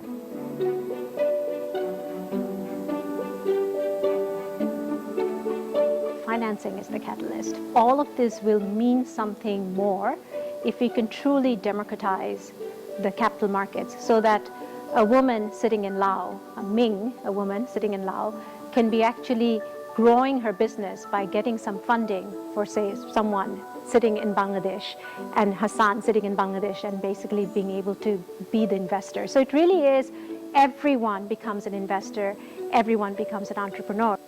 Making use of ICT as the vehicle, leveraging it, and coming up with all these infrastructure and innovative solutions. To me, that's the key. Access to reliable, cheap energy. Cheap because everyone should be able to afford it, regardless of where they work, and also clean because it has to be, you have to ensure that emission of carbon dioxide is cut short.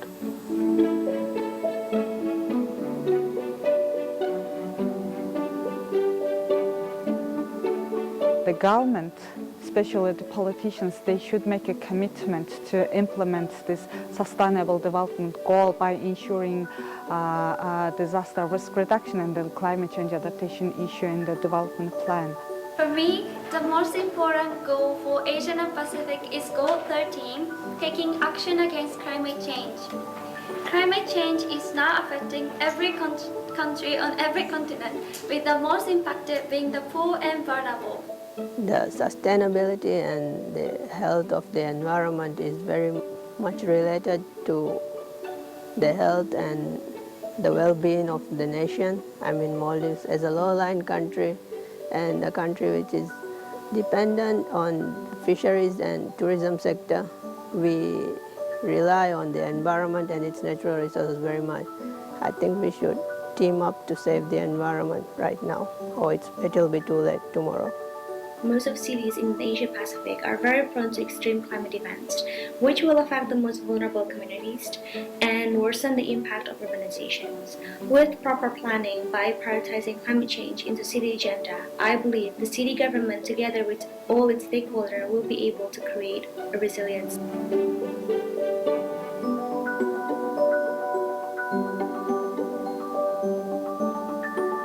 We have to look at consumption patterns at a global level where we need an absolute reduction in material throughput and energy use, but we also have to look at national levels, and very important, we have to start looking at different stakeholder groups like youth, and we have to be looking at our cities, because this is the thriving hub of the economy. Most important thing is not only to provide a kind of enough water to the people, but to have a safe water to the people, especially on the sanitation improvement. That's very important. So that the sanitation improvement also should not be only the sanitation with toilets, but sanitation with toilet and the treatment system. Access to clean and affordable water just means that people will be healthier, and when you have healthy people, you improve your livelihoods, and people are more active and around the community. And so if you have an active community, this is a great chance for people to adapt to changes of climate change.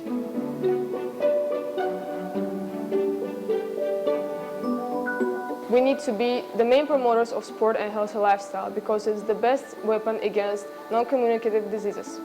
What I feel is healthy life is very much important in today's time, because in this past life, nobody is able to take care of his healthy life.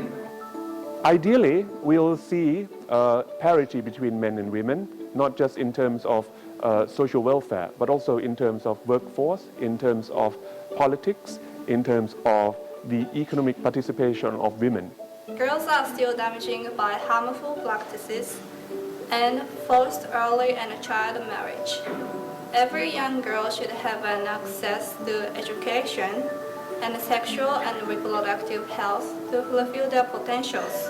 The region has been really successful on some fronts in eradicating gender inequality, but I really feel that they need to improve, for example, the sectors that they reach out to. So in particular, my point of view is always to focus on the youth, because the youth, as I have proven now, can really make a difference and make a stand on their own when they're given the opportunities to present their opinions and to do what their power enables them to. Everyone needs education, especially women with disability. If they have good education,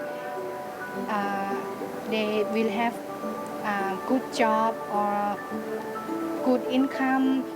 The key for socioeconomic development is the ability to unleash the creative potential of our children through a high-quality educational system, through having strong science and technology institutions, through having an ecosystem where innovation is promoted, and through having linkages with industry and agriculture.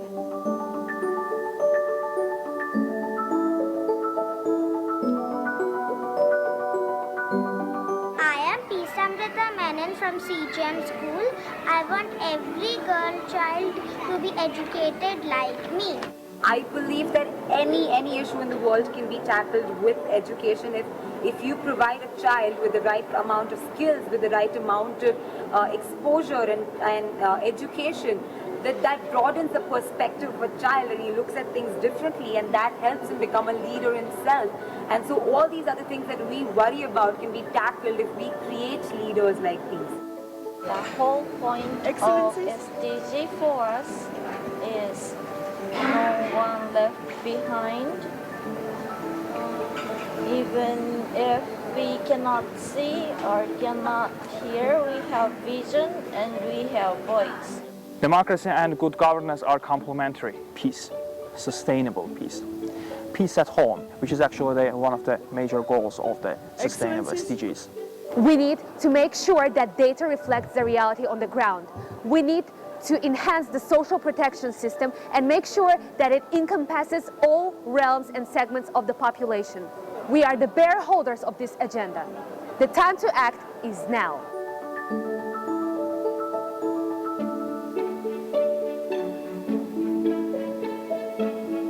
A successful sustainable development agenda can only take place when both the private sector and the public sector, of course with the civil society, work together to achieve these sustainable development goals. For this we need partnerships at all levels. The ESCAP should display some kind of roadmap for all these countries. Excellencies, distinguished delegates, ladies and gentlemen, please be seated for the beginning of session 3.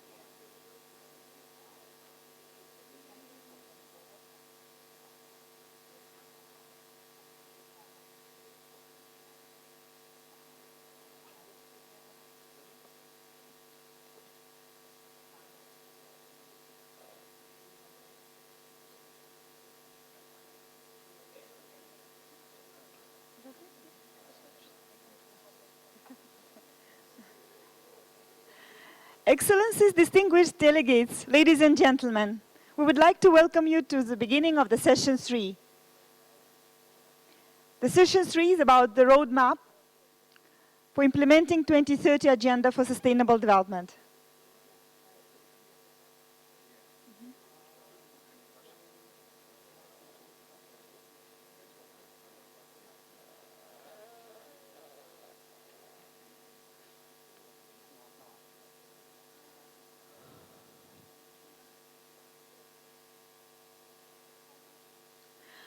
Excellencies, distinguished delegates, ladies and gentlemen, please be informed that special event featuring the launch of a joint ESCAP, UNEP, UNU, IGES report on transformations for sustainable development, promoting environmental sustainability in Asia will be held right after this session 3. We invite you to stay for this event, which will be followed by a reception from 17-13 hours.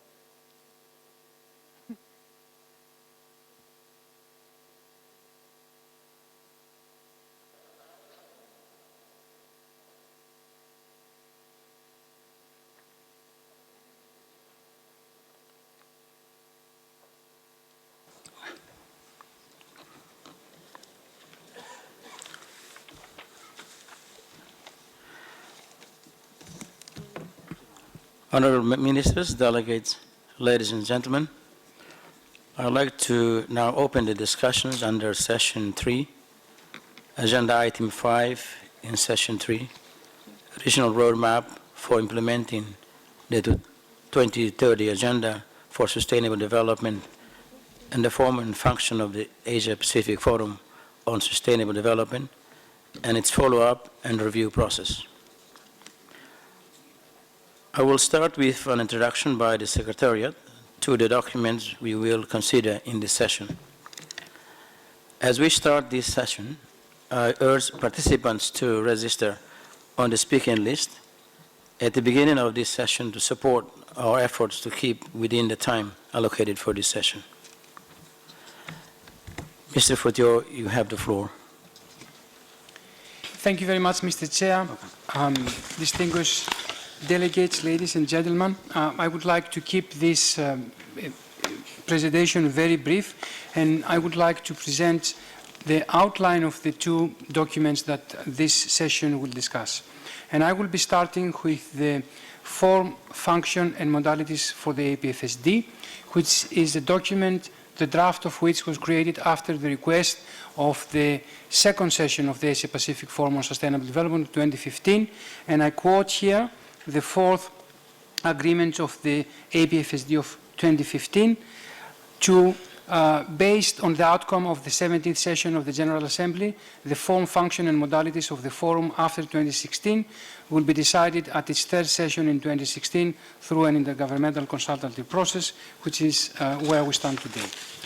The proposals we have put on the background document are aligned with the function of the high-level political forum, and that of the APFSD should play its role as a regional platform supporting national governments' effort to implement the 2030 Agenda for Sustainable Development. There are four main functions described in the document for the form and function, which is the experience and best practices and information sharing, particularly focused on the means of implementation, support to implementation by countries with special needs, to identify emerging issues, and to contribute in the follow-up and review process of the 2030 Agenda.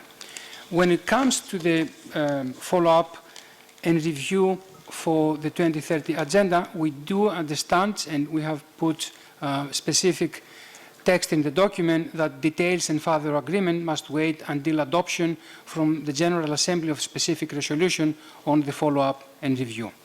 But what was outlined in the document for the follow-up review was that APFSD could be a platform that will contribute to the regional follow-up and review, could also be a platform where other UN system bodies at the regional level could coordinate, as well as together with sub-regional organizations and other stakeholders, and of course a platform for dialogue and process from the perspectives of different stakeholders. When it comes to the form of the APFSD, the proposals was that it will be convened annually as an inclusive intergovernmental forum preparatory to the high-level political forum, may converge with the Commission session when the HLPF meets under the auspices of the General Assembly at the summit level, which is happening every 4 years, and in other cases may be convened as a standalone event during March or April in the year when the HLPF meets under the auspices of ECOSOC. The theme of the APFSD was proposed to be always consistent with the theme of the high-level political forum. The current format is well supported by the intergovernmental stakeholders, and the outcome of the APFSD was proposed to be a chair summary, and in different APFSD some documents could be attached. When it comes to the modalities, the formal report presented by the chair or rapporteur of the forum to the Commission would receive inputs from different ESCAP committees. There might be intersessional activities to support the work of the APFSD. The procedural aspects of the forum will be guided by the rules of the procedures of the Commission and the modalities of the HLPF under the auspices of ECOSOC. And last but not least, the stakeholder engagement in the APFSD will respect the rules of procedure for ESCAP. Let me go to the second document, which is the regional roadmap for implementing the 2030 Agenda on Sustainable Development. An overview is that on 2015, there was an agreement at the APFSD on to start an intergovernmental consultative process for the creation of, for the initiation of the creation of the roadmap.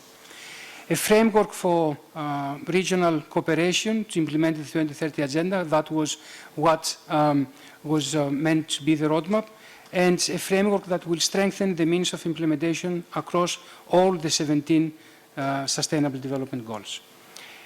Also, the document stresses the integration of the three dimensions of sustainable development, and it had provisions on the annual assessment and updates as parts of the follow-up and review process. And this was doing the document, a live document that is not set in stone, but it has provisions that they could be amended and they could be changed with the consultative process. And also, it was very clear in the document we shared that the regional roadmap will not create any new reporting obligations. My last slide will be in the timeline that it is proposed in this document. The proposal is that between 2016 and 2017, there's a stock taking with a specific study, and additional priority areas could be identified. Then, after 2017, the roadmap could turn into defining specific actions and mechanisms. Then another step will be to establish these mechanisms and, of course, to support implementation. When it comes to the modalities of implementation, the proposals is to leverage the conference structure of ESCAP as well as existing initiatives of ESCAP to benefit also from interaction with the Asia-Pacific Regional Coordination Mechanism of the UN system, so to mobilize support from other agencies, funds, and programs of the United Nations, to do a specific needs and gap analysis as the basis for specific action and implementation mechanisms. And of course, it was foreseen that this is a document and this is an implementation platform that it will need very strong and new partnerships for implementation. So I would like to finish my presentation here. Thank you very much, Mr. Chair. Thank you very much, Mr. Futio, for this informative summary. May I now invite Mr.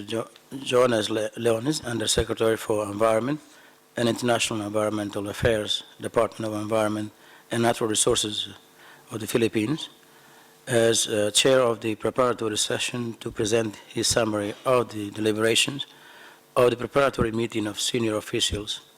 This preparatory meeting was held on April 2nd, 2016 in preparation for this session.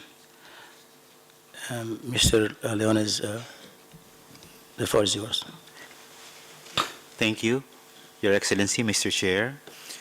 I would like to present a summary of the deliberations of the preparatory meeting as contained in E/ESCAP FSD 3/WP.1, the chair summary of the preparatory meeting of senior officials on the roadmap for the implementation of the 2030 Agenda for Sustainable Development in Asia Pacific, and the second document, the form and functions of the Asia Pacific Forum for Sustainable Development.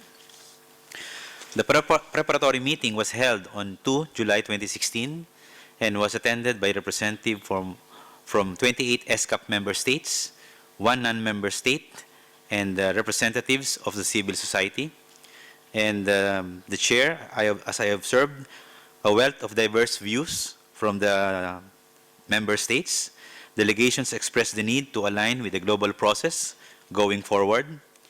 At the same time, it was said that as a region, we are unique and must continue to find ways to take action to support implementation of the 2030 Agenda for Sustainable Development in the countries with special needs in particular. As indicated in my summary, there were several points on which delegates shared similar views. Mr. Chair, please allow me to highlight them. On the form and functions of the APFSD, the broad points around which some views were shared by delegates relate to the role of the APFSD as a regional platform for supporting member states, in particular countries with special needs, building capacity for implementing the 2030 Agenda. Delegates also pointed to the role of the APFSD as providing a regional perspective, identifying regional trends, consolidating and sharing best practices and lessons learned. Some delegations identified a role for APFSD in supporting follow-up and review of progress, with the understanding that detailed implementation arrangements would be decided after agreement with the General Assembly. We heard yesterday that governments do not want any increase in reporting burden.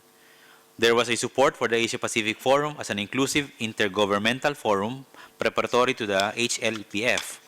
although the details still need to be worked out. Some aspects of the relationship between the Commission and the APFSD were also discussed. With respect to the roadmap, Member States reiterated the need to develop a regional roadmap for implementing the 2030 Agenda for Sustainable Development. Delegates supported the idea that the roadmap is for member and associate members of ESCAP to cooperate at the regional level, and that the roadmap would emphasize support for countries with special needs. The implementation of the roadmap could start with the needs assessment and gap analysis. My summary finally notes the need for a clearly defined consultative process to further develop consensus. I believe that the preparatory meeting yesterday allowed us as member states to more clearly understand each other's perspectives on the support that needs to be provided for implementing the 2030 Agenda for Sustainable Development. I believe at this point, the forum may wish to comment on the two documents as well as discuss ideas on how to take the discussion forward. Thank you, Mr. Chair.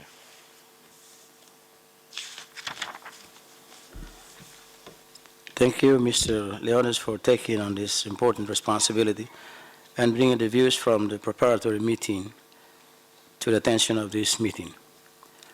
Honorable Ministers, distinguished delegates, ladies and gentlemen, the APFSD has indeed started the discussion on a regional roadmap and on the form and function of the APFSD, and I understand that there is a significant room for further consultation and continuation of this process. In order to support the continuation of this process, I would like to kick off a first round of discussions by asking you to share your views on the following two questions which are highlighted in the program. The first question is, does the proposed roadmap draft present a framework for effective support to member states for the implementation of the 2030 Agenda? In what ways can the proposal be strengthened? And the second question is, do the proposal regarding the form, function, and modalities of the APFSD provide effective support to member states on implementation of the 2030 Agenda? In what ways can they be strengthened?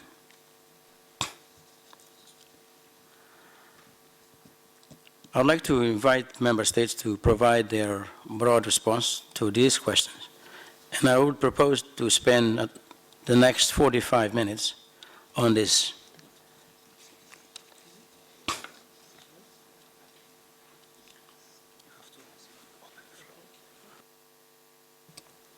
So the floor is open to member states and participants. I recognize the representative of the Philippines. Thank you, Mr. Chair.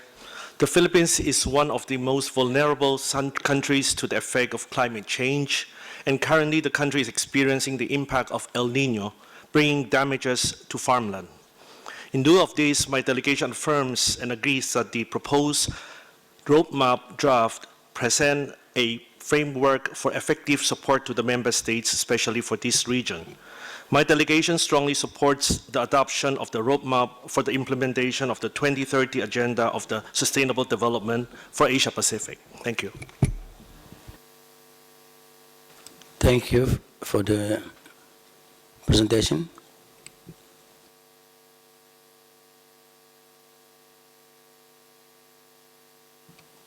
If there's any other viewpoints on this issue, on the two questions.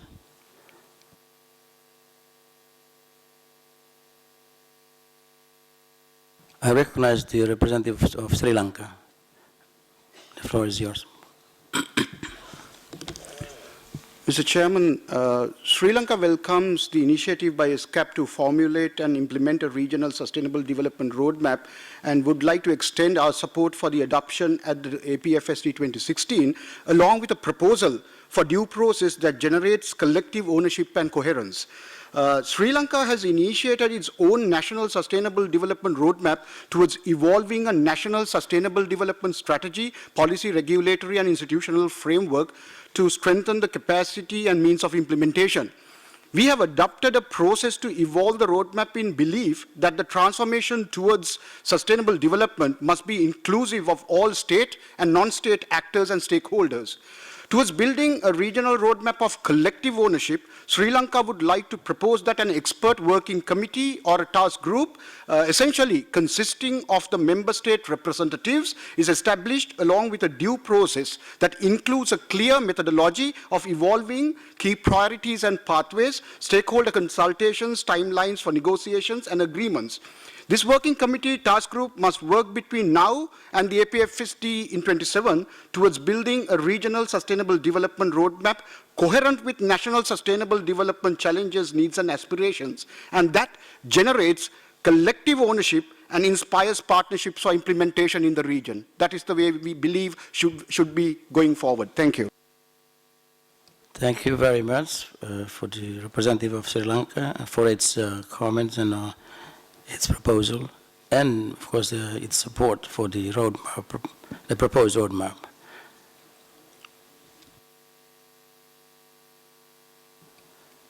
I recognize the representative of Fiji. Thank you, Mr. Chairman. Fiji welcomes the proposals that have been presented this afternoon, in particular, taking into account the views that we have had so far today. Especially the assistance on the implementation of the 2030 agenda to countries with special need. In that regard, we agree in principle with the proposal that have been presented. Thank you, Mr. Chairman. I thank you, Representative of Fiji, for its support. And now I recognize the representative of China. The floor is yours. 谢谢主席先生。中方赞赏 ESCAP 为推动区域合作、落实可持续发展议程所进行的努力，愿意在其中发挥建设性的作用。制定实施2030年议程的亚太区域路线图，有利于各方进一步明确区域整体发展现状和今后的合作方向，并增进区域合作的共识，促进区域层面的政策协调与合作。中方认为，路线图的制定应遵循下述原则：首先，共同担有区别的责任原则。国际社会在发展问题上对此有广泛的共识。路线图应予重申与坚持。其次，路线图应尊重各国国情和发展阶段的差异，坚持各国自主确定优先领域，自主制定各自的实施计划，同时要体现开展区域合作的共同意愿和面向行动的具体举措。第三，路线图的内容不应有超过可持续发展议程的义务。对于可持续发展的伙伴关系，中方认为应坚持官方发展援助的主渠道作用，体现发达国家在提供资金支持和技术转让方面的义务。在此基础上，南南合作与三方合作可以发挥重要的补充作用。关于亚太可持续发展论坛，中方认为不应过度突出审查监督的职能，而应成为亚太发展合作经验交流和知识共享的平台，成为帮助成员国，特别是有特殊需求的国家，提高可持续发展能力的区域合作的重要渠道。APFSD 它的职能应与联合国可持续发展高级别政治论坛有所区别，避免机制上的重复。Mr. Chairman, as for you just raised the issue of the current proposal discussing related to the two questions you have raised, my understanding is that at the moment we have a very good basis from the technical secretariat. They have provided the initial proposal on this issue, and I understand this is only zero paper, and we already have a preliminary discussion, including yesterday's discussion, as reported by our vice chair from Philippines. My understanding is that at the moment, there are quite divergent views on these two documents. Since this roadmap and the mechanism for APFSD are so important for our future implementation, I would propose for this conference to decide to make a decision or to designate to establish some mechanism to continue discussion of this issue. I think at the moment it will be a little premature for us to reach consensus on this issue at the moment. Thank you, Mr. Chairman. Thank you very much, the representative from China, for his comments and the support. And now I recognize the representative of Azerbaijan. Thank you. Excellencies, distinguished guests, ladies and gentlemen. So I'll try to be brief in the interest of the time. So first of all, I will tell that progress toward the Millennium Development Goals had been largely positive. Over the 15 years, Azerbaijan had seen drastic reduction in the poverty level, new investment in social services, the establishment of a social security system, increased salaries, minimized gender disparities, and improved access to the water. The new post-2015 Sustainable Development Goals, which is the continuation and the wider form of the Millennium Goals in terms of development, is the new task for the countries to continue their aims. And Azerbaijan has already started the implementation of the new reforms in order to achieve these goals. In 2013, this is a bit for the history, Azerbaijan had been chosen as one of the 88 countries to hold extensive consultations at the national and subnational levels. And in 2014, Azerbaijan applied to lead the second round of post-2015 national consultations in the country in order to identify the goals and the strategies for the implementation of the new future development agenda. And Azerbaijan was among 51 states that conducted such consultations in 2014. These post-2015 national consultations in Azerbaijan were somewhat unique among the other consultations being conducted throughout the world, in that in Azerbaijan they were concentrated on youth. And you know, in the MDGs framework, young people are seen as the beneficiaries of the program rather than their leaders, initiators, or innovators. Now young people are not just the recipients of the development, but vital partners who will be ultimately responsible for the implementation. Azerbaijan is committing to promote exchange of experiences and best practices with other countries that contribute to social and economic development. During the recent years, Azerbaijan has demonstrated readiness to engage in South-South and triangular cooperation as means to share with developing countries the wealth of experience, technical know-how. You know, recently the third new UN-Azerbaijan partnership framework, which is called UNAPFE for 2016-2020, has already prepared and agreed between the parties. The UNAPFE has been developing compliance with the post-2015 development agenda and its new set of the SDGs, and also national development priorities, which is the articulated in Azerbaijan 2020 vision, which is the roadmap for achieving the goals that have been mentioned in the SDGs. The set of goals and strategic priorities in this document are directly related to 15 out of the 17 SDG goals.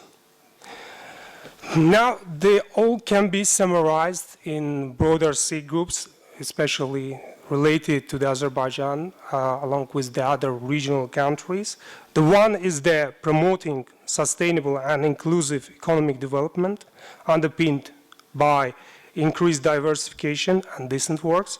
The second one is the strengthening institutional capacities and effective public and social services. And the third one, improving environmental management and the resilience to hazards and disasters. Central to Azerbaijan's development is the diversification of the economy and create new and sustainable sources of growth to make it more competitive and inclusive, while there is an apparent commitment to diversification in the country. Limited progress has been made in diversifying the export away from the reliance on the natural resources. Besides its own economy, Azerbaijan simultaneously took drastic steps to develop the region economy. The country, thanks to its favorable geographic location and its huge infrastructure investment, became a regional trade hub on the historical Silk Road, which connects east-west and north and the south. And on the other hand, it requires broader and regional approach that can be achieved with the assistance of the multilateral institutions. And here, the regional cooperation is, furthermore, it's worth to mention that the occupation of the Azerbaijani Nagorno-Karabakh and surrounding 7 raions by the Armenian armed forces is one of the main obstacles to mutual cooperation of the region countries and their economic development. And still, Armenia ignores the resolutions of the UN and other statements in which immediate and unconditional withdrawal of occupying forces is demanded. Point of order.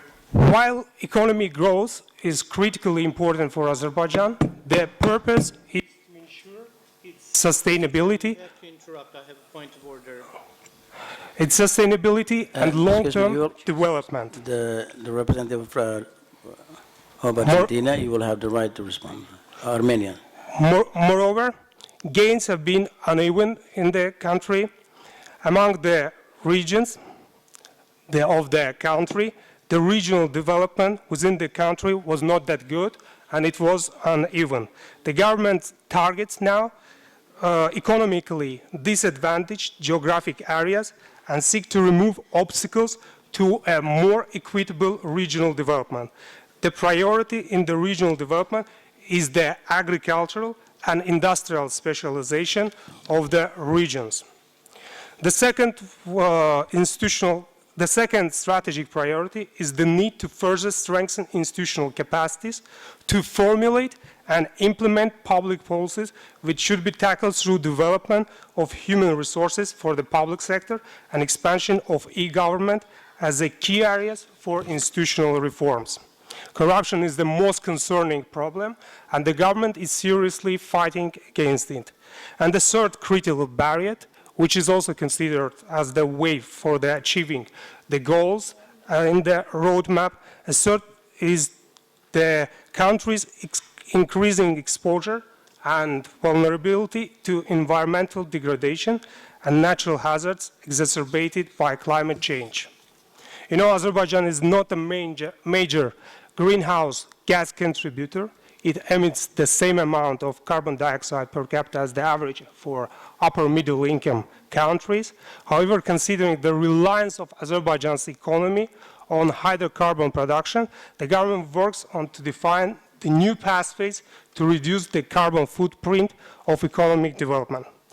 Ladies and gentlemen, the government of Azerbaijan has pledged to address these development challenges, including reducing socio-economic disparities and enhancing environmental management. And achieving sustainable development in the country requires the full engagement of all the stakeholders, and such joint collaboration will provide inclusive opportunities to make a positive difference in the future of the region countries. At the end, I would like to wish success to the forum, and I thank you, Mr. Chair. I thank you, the representative of Azerbaijan, for its comments. Ladies and gentlemen, Excellencies, in the interest of time, may I ask you to make the statement as short as possible, maybe 3 to 5 minutes. We only have 45 minutes this afternoon, so I appreciate if you could do that. May I now call the representative of Armenia. Take the floor. Thank you, Mr. Chair. I'm sorry to say this, but Mr. Chair, when a delegate or a representative of a country raises the flag in point of order, it means that you have to interrupt the current speaker and give the floor to the representative who has asked the floor on point of order. And I'm pretty confident that in the future you will be more strict and will interrupt any statements and discussions which have nothing to do with the subject of our today's deliberations. This is neither the Security Council nor the General Assembly, and not a floor for political statements, political false manifestations. When an aggressor starts speaking about a country in different terms, this is nothing to be tolerated in this esteemed chamber. Thank you, Mr. Chair. Thank you for the representative of Romania.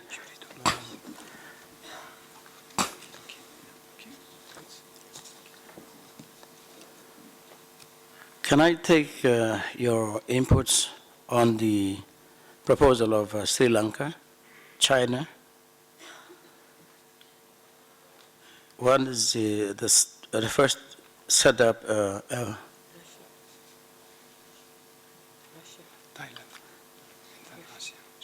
So I recognize the representative of Thailand, of Russia. Благодарю вас, господин председатель. Хотелось бы поблагодарить нашему уважаемому председателю встречи высокого уровня,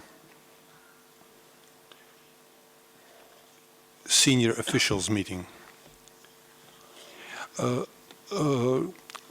который проделал большую работу и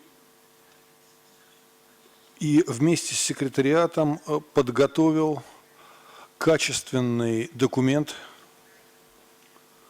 который отражает суть произошедшей дискуссии.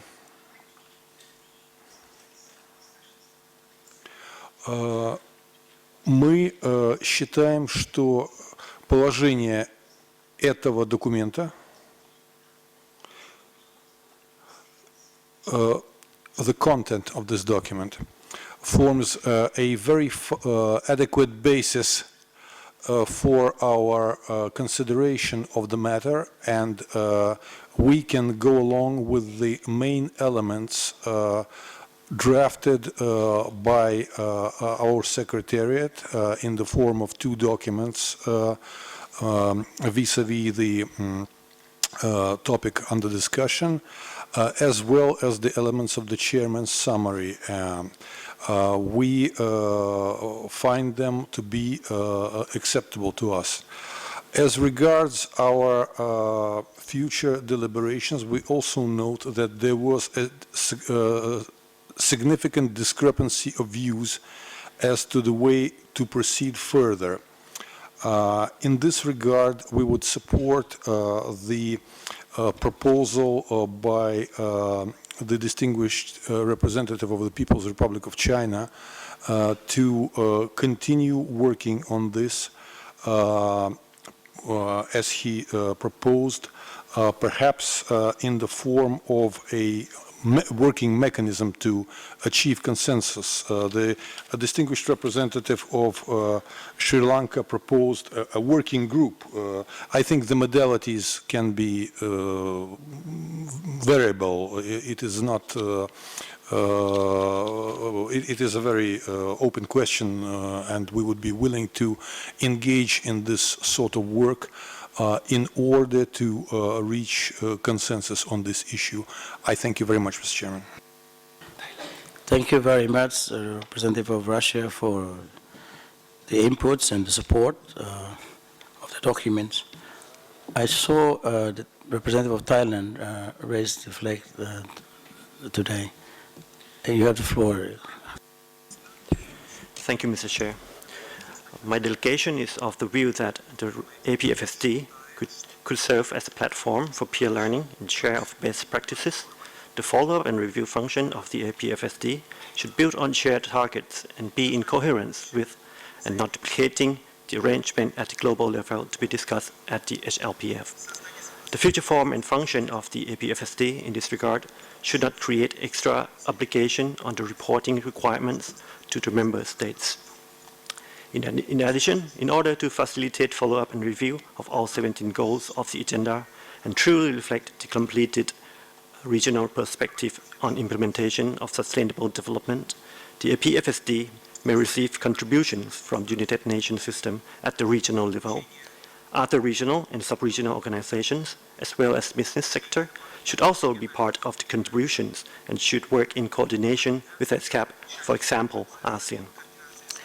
Thailand, as a chair of the G7 strand in New York and ASEAN coordinator for SDG, we stand ready to bridge the work of regional cooperation and the effort making at the global level.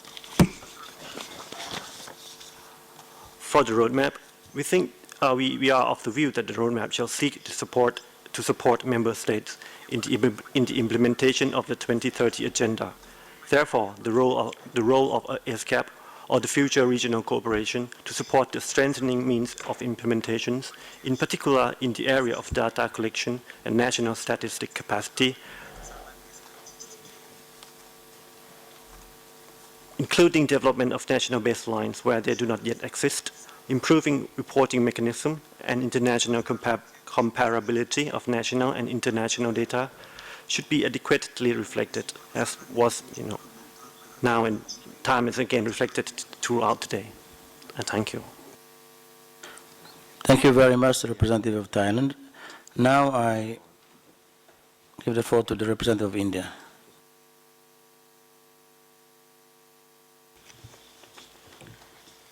Good afternoon, everyone, and good afternoon, Chair.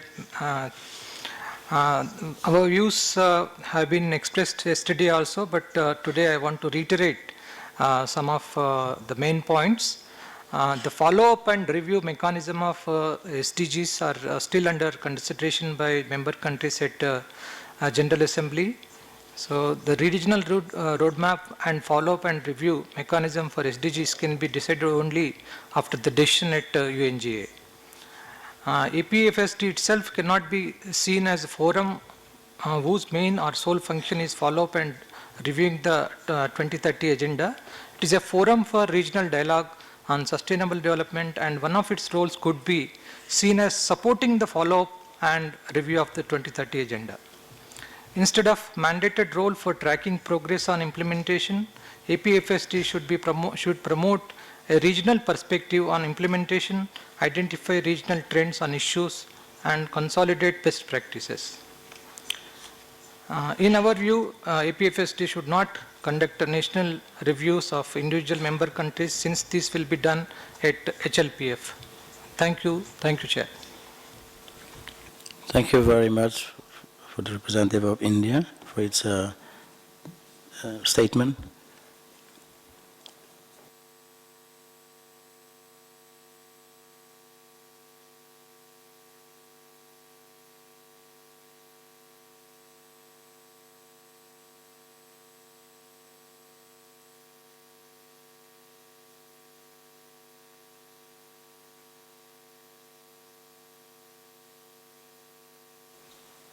If there is none, any comments on the proposal of China and Sri Lanka?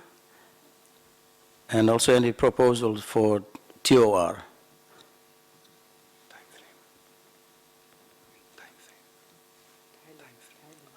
So time frame, TOR for time frame.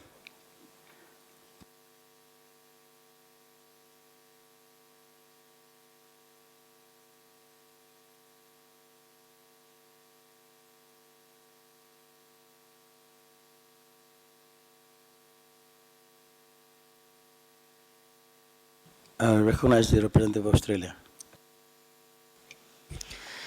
Thank you very much, Mr. Chair. We very much appreciate the opportunity to speak on this issue.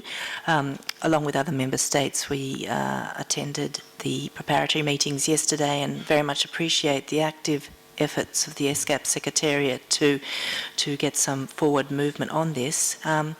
We recognise there's still some way to go to finalise the issue. We support the very useful proposal by our colleagues from Sri Lanka and China to form a working group to prioritise the conclusion of that work. And just one suggestion that we could support would be to look at finalising the documents following the conclusion of the relevant global processes currently due to conclude in July. Thank you. I thank you, the representative of Australia, for the support of the two proposals from China and Sri Lanka.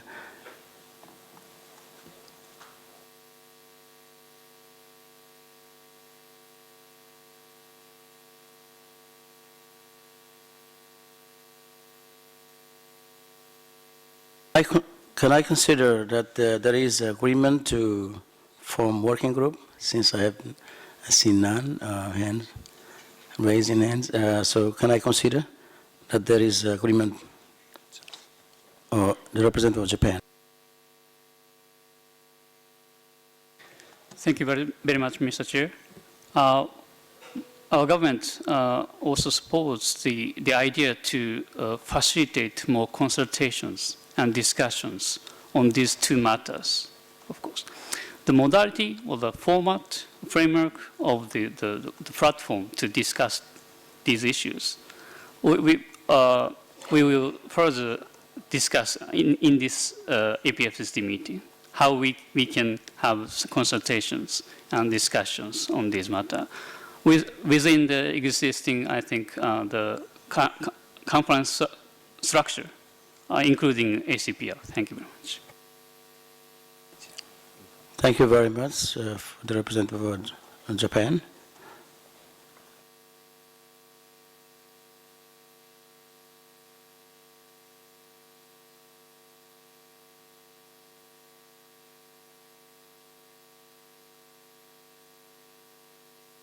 The representative of China.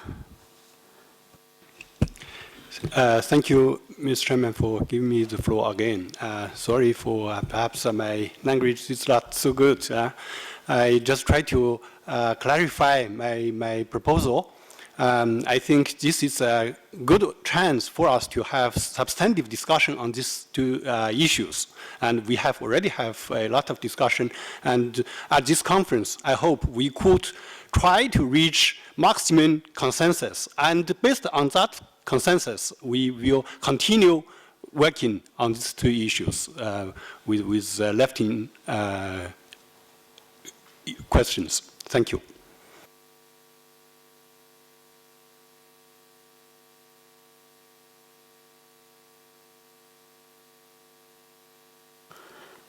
Thank you for the representative of China for his second comments and support of this draft proposal, the roadmap.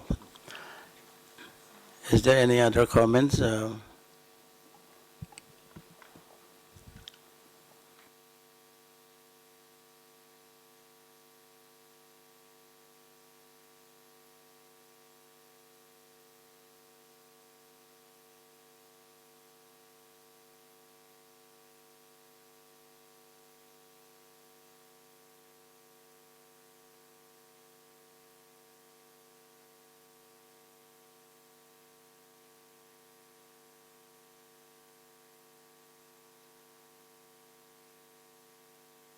I see none. The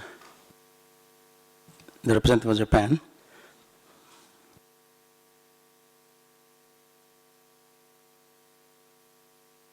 Sorry.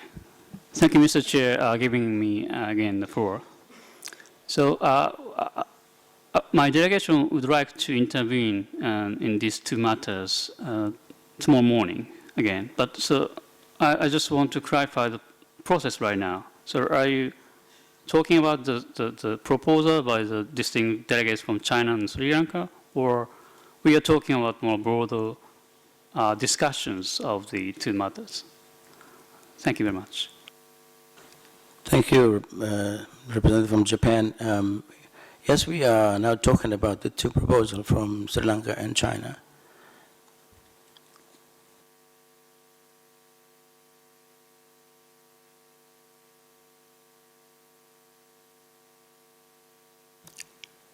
Representative of Iran, the floor, sir.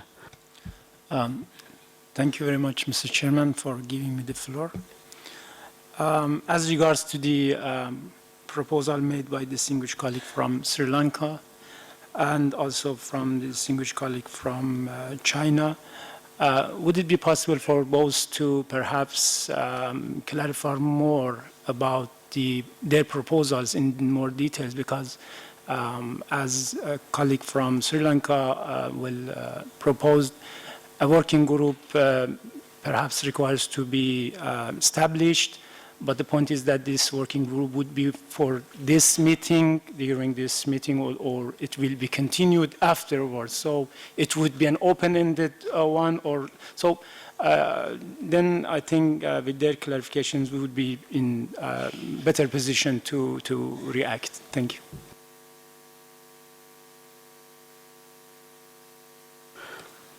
Thank you very much, the representative of Iran. Since there is a request from the representative of Iran on the more clarification on the proposal from Sri Lanka and China, I'd like to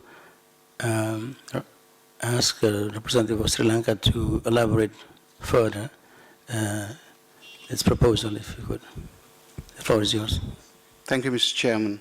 The proposal, I think it's very well syncs with the distinguished delegate from China as well. It's not about the name of whatever we are going to do. It's a mechanism that we need to collectively craft. The dynamics of it or the modalities of it must be to ensure that there is a collective ownership, understanding, agreement that is generated through negotiated and agreed outcomes.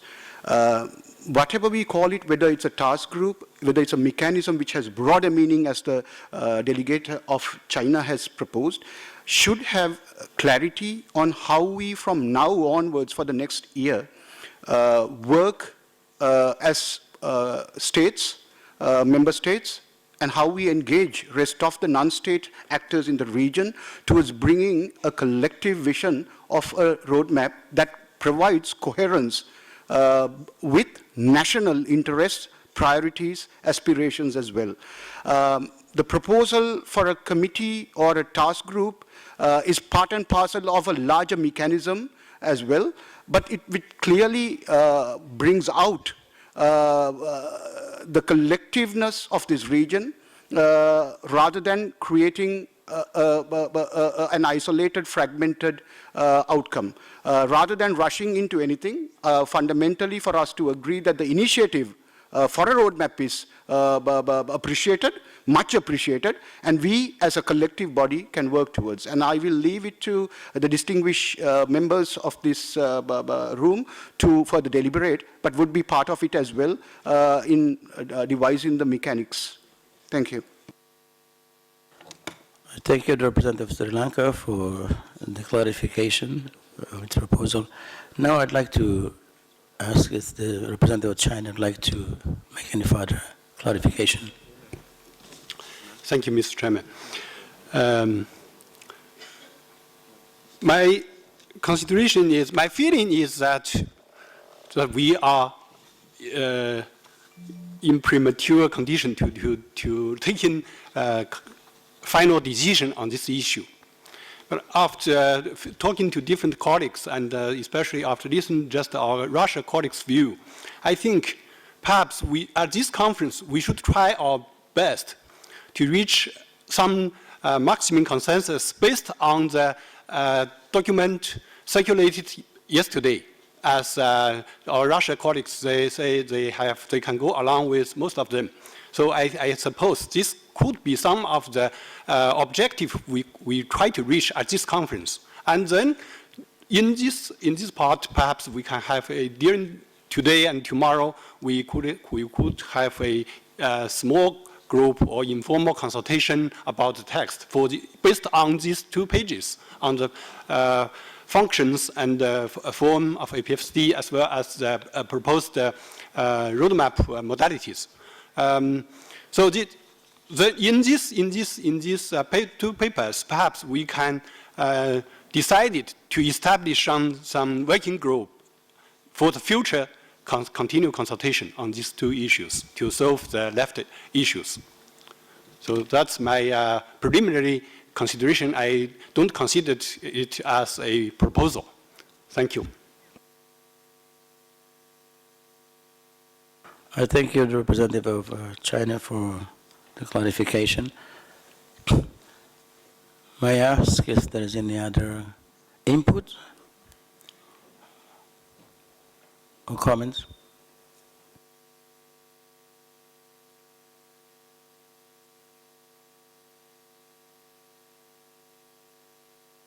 I recognize the representative of Tonga. The floor is yours. Thank you, Chair.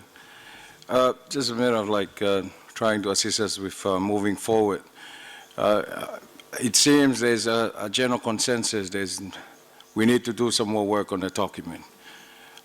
If that's the case, what I would like to suggest is that we defer this until tomorrow morning. So it will give an opportunity for Sri Lanka, China, and the Secretariat, and whoever might have any input, to actually come up with the appropriate text or modalities for the forum to actually adopt. It's hopefully that kind of clarify an otherwise confusing situation that we are finding ourselves in. But that's just a suggestion, Chair.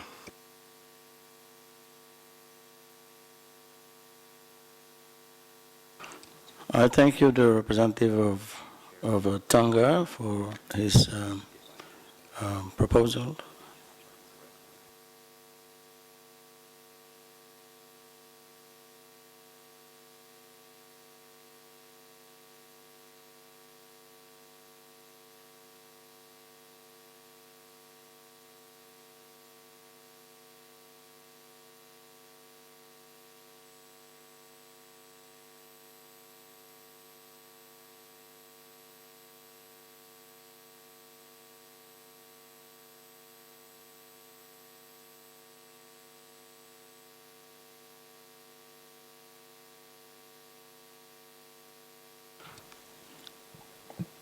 Can make you understand the word I'll be using. It seems we are bogged down somewhere. So I feel sorry for this word, but no other appropriate word I can find to explain the situation. As if it was started positively, and China, Australia, and others, as I understand, they have taken it positively, and what we did over the last sessions yesterday, this is some kind of compromise document we have now here. So our honorable delegate from Japan said we need more discussions. Actually don't understand. Here we have numerical numbers, paragraphs written, where we need more discussions. Actually, it's maybe my failing, I could not understand. Can they actually specify what sort of statements actually need to be amended here, what is presented here? So otherwise, even if we held up it for tomorrow, I think one cannot rescue it unless we become more specific in discussions, rather than saying generally it's not acceptable, more discussions needed. Which area and which item we need discussion, because we spent a lot of time discussing yesterday, and I find it's some kind of compromise document to get through. So if we differ with any statement here, or any paragraph, or any, we can amend it and rethink here, rather than making committees and holding it for tomorrow. That will make it, at the end, maybe we will be no higher. Thank you very much. I thank you, the representative of Bangladesh, for his comments. I think I'd like to ask the representative of Japan to see if we can have any further clarification on it, if there is any specific paragraph that need to be discussed, further discussion.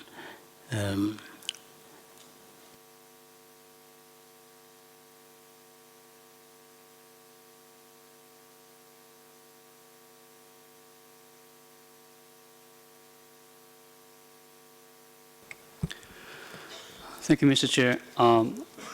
I understand that the delegates from Bangladesh to suggest that we should work on this chair summary. And there are some still issues. I mean, this summary is not agreed by the member states yet.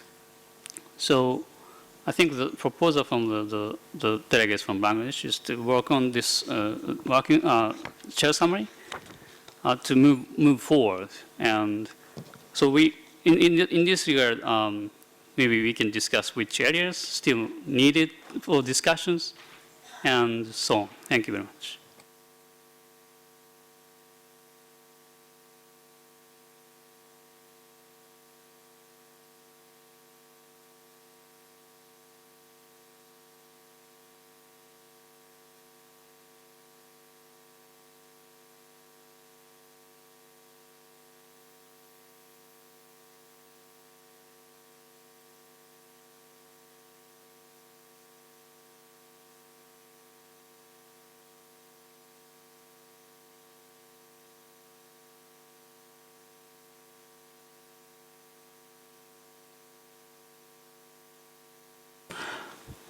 Thank you, the representative of Japan.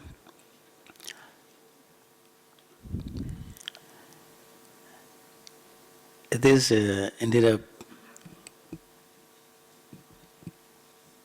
the right of the states, member states, to comment on the document. And as I understand, the document has been worked in the last 2 days, and a lot has been I think the concerns and viewpoints of countries are reflected in the document.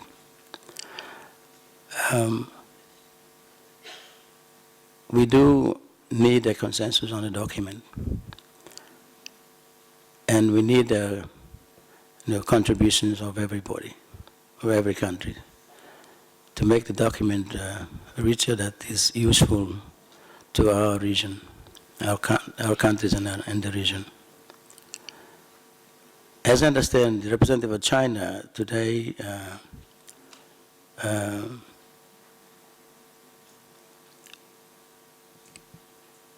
proposed, I think, to continue with the discussions of yesterday's discussion.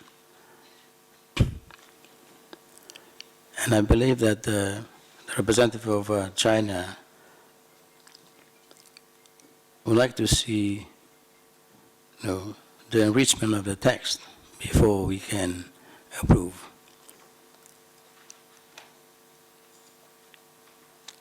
If we agree to that, I'd like to ask member states representatives,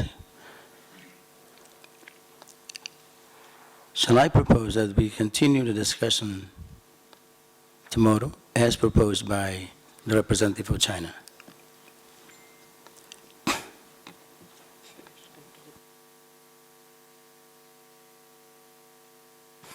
The representative of Iran.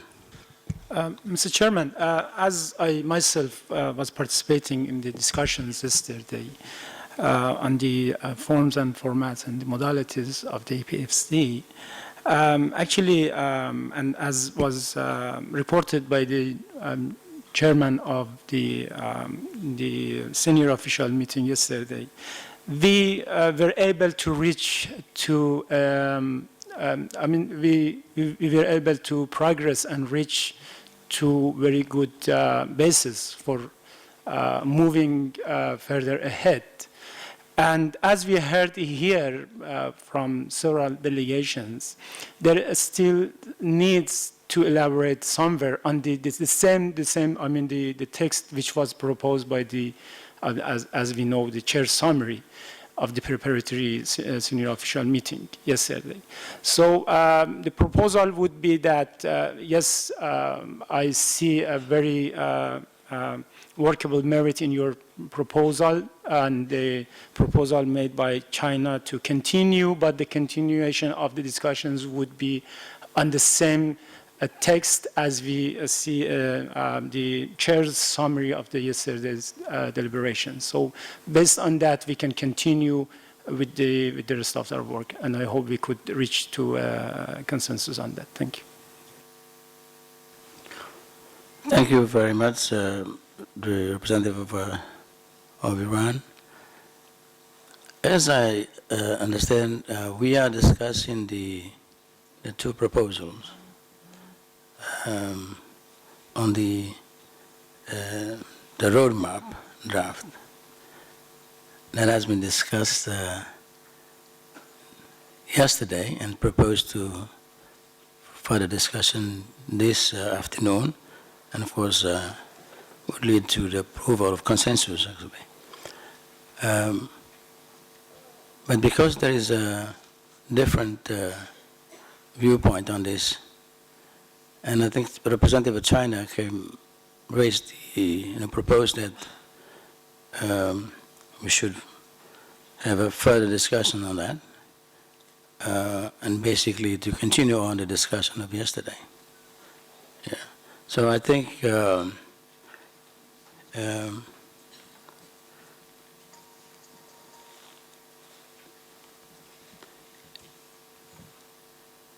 if there is any other comments or inputs,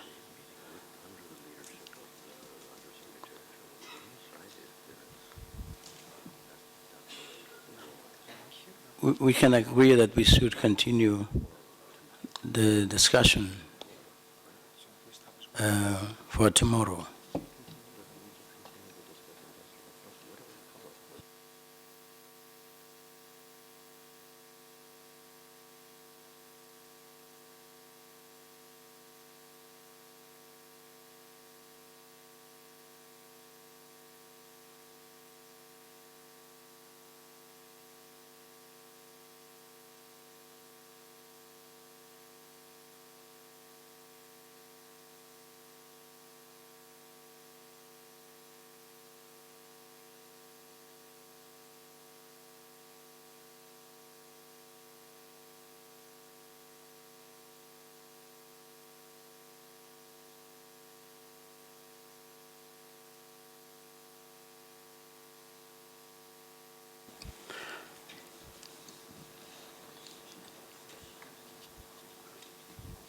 Distinguished representatives, is there any specific comment on this proposal?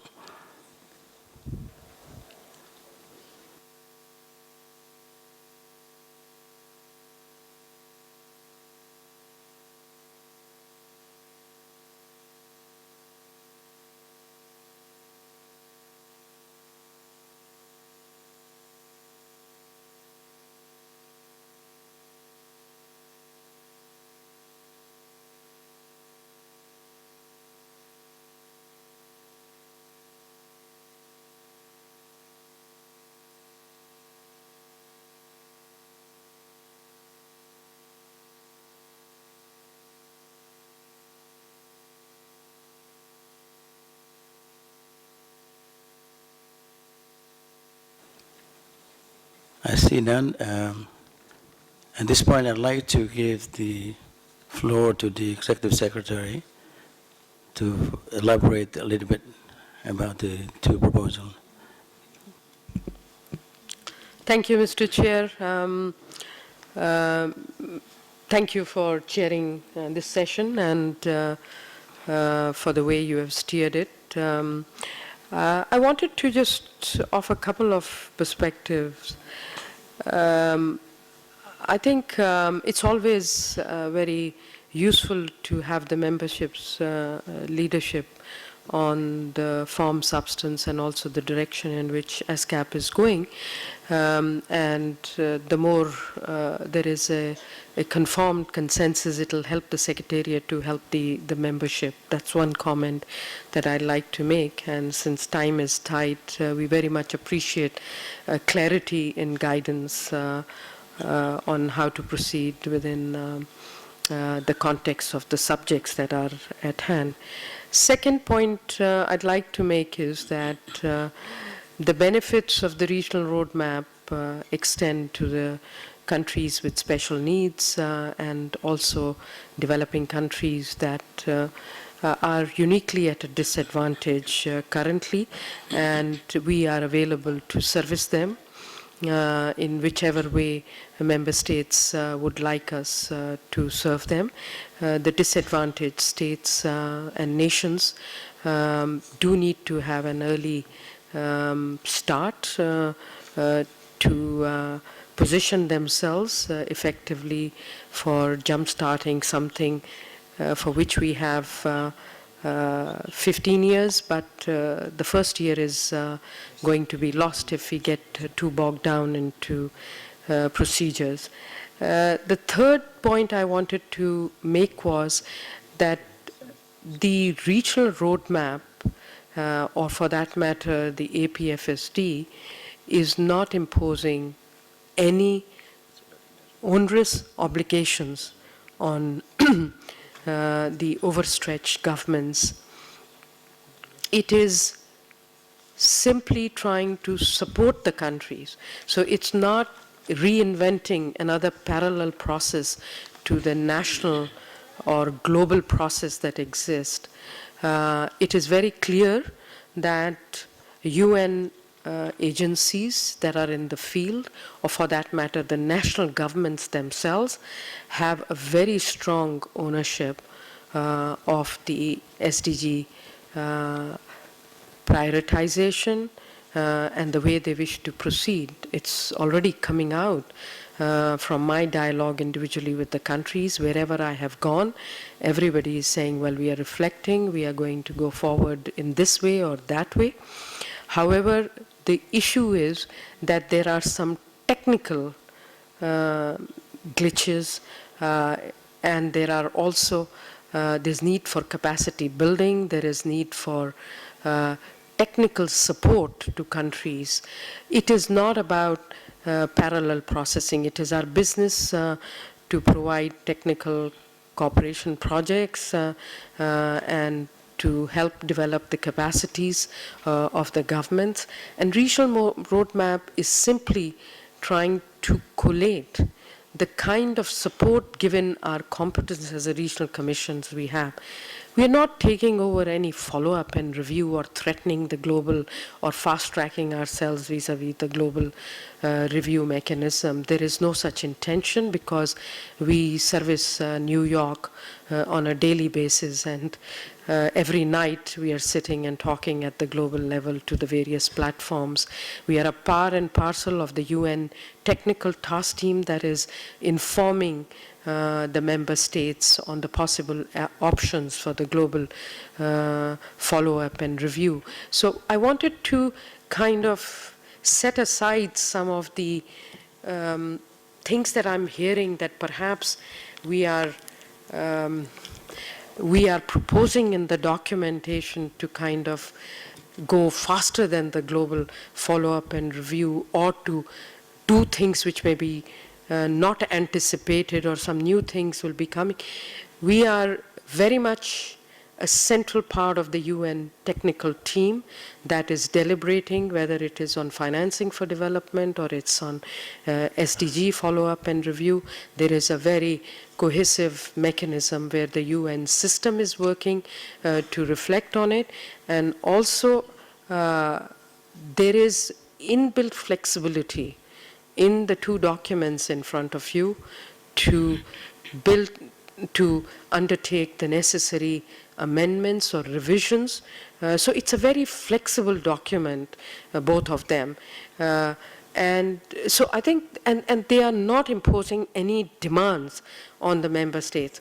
It's actually helping the statistical commissions or bodies to help them if they need, if there are data gaps, to help them better appreciate on how to address those gaps, how to help in new measurements, how to build capacities of statistical agencies, how to help them in mainstreaming SDGs into the development plans, which is a request I'm getting from all the countries with special needs. It's their request that has been pulled together. Now, of course, there are some countries who are not requesting us for that support, but there are a lot of countries that are, and we are simply collating these requests and we are putting it together. So I think there is, I mean, I always respect what member states say and what you will tell us, but I want to tell you the perspective with which these documents have been written. They are not trying to say ESCAP is going to take over completely the follow-up and review and start and reinventing the wheel. The national governments are going to put their own reports and we will collate those and, of course, do the policy consistency and coherence check, and then we will make this available to New York, and obviously New York will do the global follow-up and review, which is the final one, and it is a system that has been adopted under the Millennium Development Goals. To the report that is being produced in New York, and I used to be responsible for the MDG report in New York, it was basically a collation of the regional commissions and the United Nations systems work. It was based on, of course, the facts and figures that the governments used to provide. So I just want to make sure we understand that it's not as if it's a parallel process or a duplication or undermining or kind of moving ahead of the game from at the global level. It's just kind of being very supportive to the region. But if you don't want us to support the region ahead of the global follow-up and review, we will respect that. We have existing programs also that are offering a similar type of support, but this was being casted in a very focused manner. So I just thought I'll share this, my interpretation of what these two documents were intended to do, and if there is some confusion in the document, let's work to resolve that and make it simple and make it, as I am trying to explain, that it is not reinventing the wheel or not overtaking the global review and process, because we are accountable to the global review, follow-up and review system. Thank you so much, Mr. Chair, for allowing me to clarify these things. Thank you very much, Madam Executive Secretary. China wants to talk. I recognize the representative of China. Thank you, Mr. Chairman. Thanks our distinguished Madam Executive Secretary for his remarks. I understand this APFSD for this forum is really provided a good opportunity for us to reach maximum consensus. If we could not reach all issues on consensus, then we try to reach most of them, and then we should decide what we should do next. I think this is the value of this forum, because we have so many ministers here, and they could provide us very much guidance. So taking into consideration of the current discussion, I would propose tomorrow morning, for example, at 8 or 8:30, we could start an informal consultation. And I would recommend our distinguished delegates from Philippines, who was the chair of the Senior Offshore Meeting, to chair this meeting, and all the interested countries to attend this meeting. We could, based on the documents we circulated yesterday on the two issues, and then try to enrich it. I think we should try to enrich it. From my perspective view, I think I'm a little ambitious to reach more consensus on this issue. So this is my proposal, and of course, such consultation may need very much support and assistance from the Secretariat. So this is a member states consultation, and it will be supported by the Secretariat, I suppose. Thank you.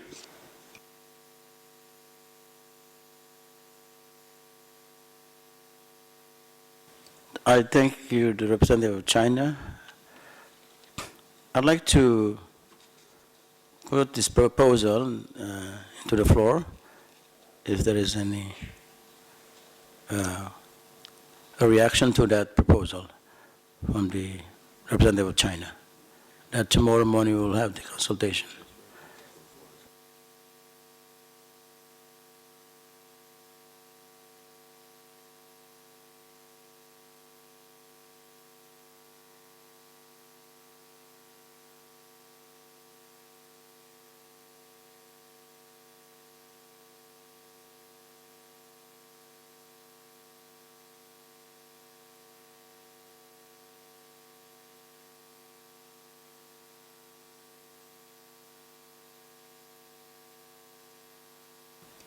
If there is any reaction to the proposal, that means we agree that tomorrow we will meet 8 o'clock in the morning. We'll meet in the same building.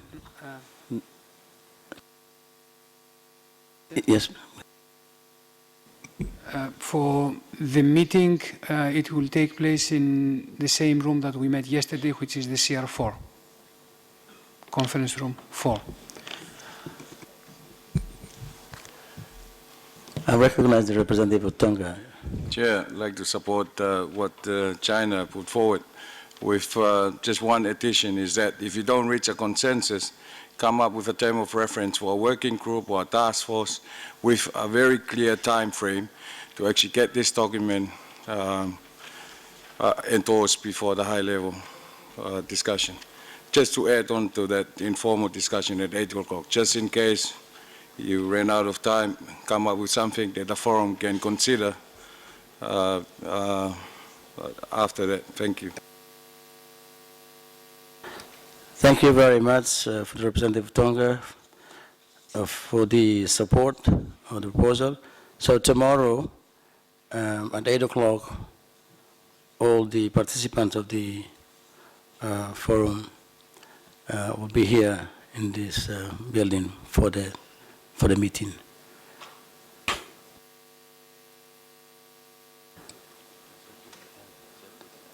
You can end.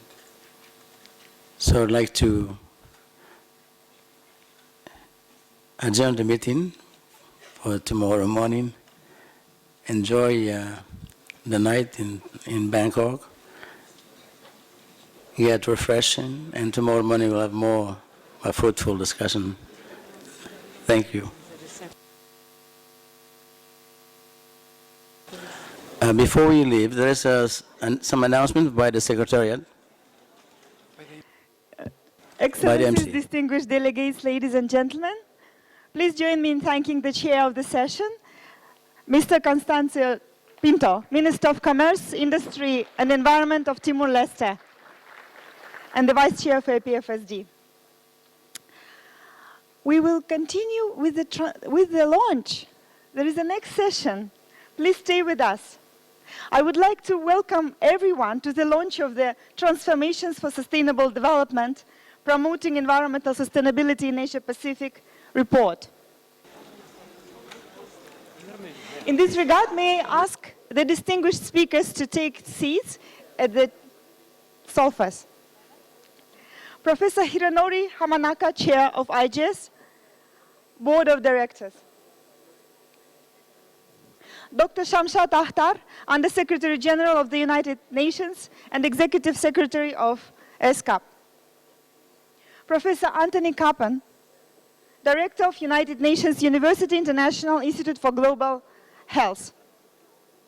Mr. Hen Verberg, Senior Administrative Officer, United Nations Environment Program. Distinguished speakers, please take your seats in the sofa. Yeah.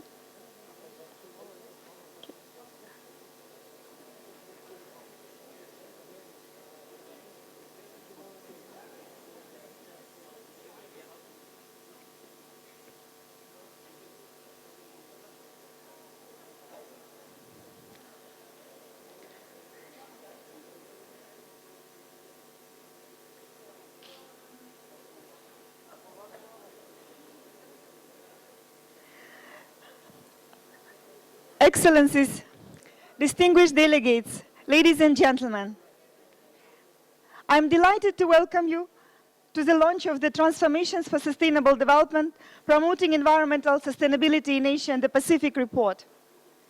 We are very fortunate today to have with us the heads of representatives of the 4 institutions that collaborated in producing this report. United Nations Economic and Social Commission, United Nations Environment Program, United Nations University, Institute of Global Environmental Studies. Our speakers will take 5 minutes each to talk on the highlights of the publication. And then we do hope you will stay with us for the reception. As you know, this event is being live webcasted. So we are also joined by our colleagues from different parts of the world in the region who were involved in producing this report as contributing authors and reviewers.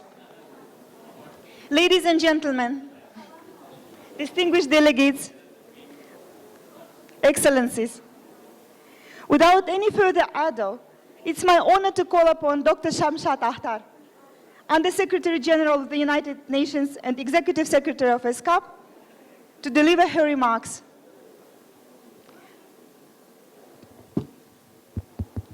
Thank you so much. It's a pleasure to be here for the launch of this excellent report. As I see, it's a collective wisdom of a few agencies, and it's also a testimony of how the UN system, along with private partners, can work effectively for actual delivery of certain products. So Professor Hamanaka is the chair of IGS Board of Directors. It's a great honor to be working with your institute. Professor Anthony Gabon, Director, United Nations University, International Institute for Global Health. UNU is doing some excellent work. Mr. Hennek Werbeek, Senior Administration Officer, United Nations Environment Program. A delight to be working with UNEP also. Excellencies, colleagues, ladies and gentlemen, I know it's been a long day, so I will try to keep my remarks very short. First of all, I think we have talked a lot about transformation in the context of 2030 Agenda for Sustainable Development. I just want to mention that we have attempted here to talk about what does transformation mean in practice. Transformation for sustainable development really is about promoting environmental sustainability in Asia and Pacific. It presents reflections on transformations in national policy making and regional cooperation, focusing on environmental dimension of sustainable development. The report is part of the ESCAP's response to the 2030 Agenda and is the latest in a series of reports issued every 5 years since 1985. This publication cycle has allowed ESCAP to bring emerging issues and future challenges to the attention of policymakers and stakeholders across the region. There are a number of Asia-Pacific mega trends that must be harnessed that I talked about this morning to support the implementation of the 2030 Agenda. I talked about urbanization this morning, economic and trade integration, rising incomes, changing patterns of production and consumption, as well as development of cross-border infrastructure, all of which must be aligned and should reinforce sustainable development. To reshape relationships between economy, society, and the environment, urgent transformations are needed in the areas of resource use, social justice, economic structure, and investment flows. There has to be justice in resource allocation mechanism and efficiency in it too. Using an environmental lens, the report explores policy and practical initiatives in each of these areas, while at the same time emphasizing the critical links to social and economic dimensions of sustainable development. Many ESCAP member states have solid track records of economic transformation already. Many more are in the process of political transformation, which is commendable. And others are strategizing on how best to fast-track reforms. The capacity for managing transformation to promote environmental sustainability as an integral pillar of sustainable development must now be developed in a way that it reinforces economic and social pillars. This report demonstrates the Secretariat's ability to rapidly align our analytical work with the needs of member states and other stakeholders as they translate the ambitious 2030 agenda into action on the ground. The best way to deliver multidisciplinary, policy-oriented reflections on transformation is through institutional partnerships, as we have been talking about, which is why we are pleased to present this report as the outcome of ESCAP's collaboration with its long-standing partners, UNEP, and of course, United Nations University, and the Institute of Global Environmental Strategies, with whom we will hopefully have many more such examples. So I invite you all to read the report and to make use of its recommendations, and hope this will also inform our regional roadmap, which we have discussed quite extensively moving forward. Thank you very much. Thank you to all of you for being here.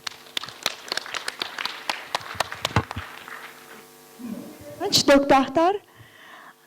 Let me please invite and call upon Professor Anthony Kaplan, Director, United Nations University, International Institute for Global Health, to deliver his remarks. Well, thanks very much. It's an absolute pleasure to be with you here this afternoon, representing UN University. We've been pleased to be part of developing this very important report, which helps us get started in this era of sustainable development. For those of you that don't know much about UN University, we're a relatively small UN agency headquartered in Japan. And indeed, the idea for our university came from this part of the world.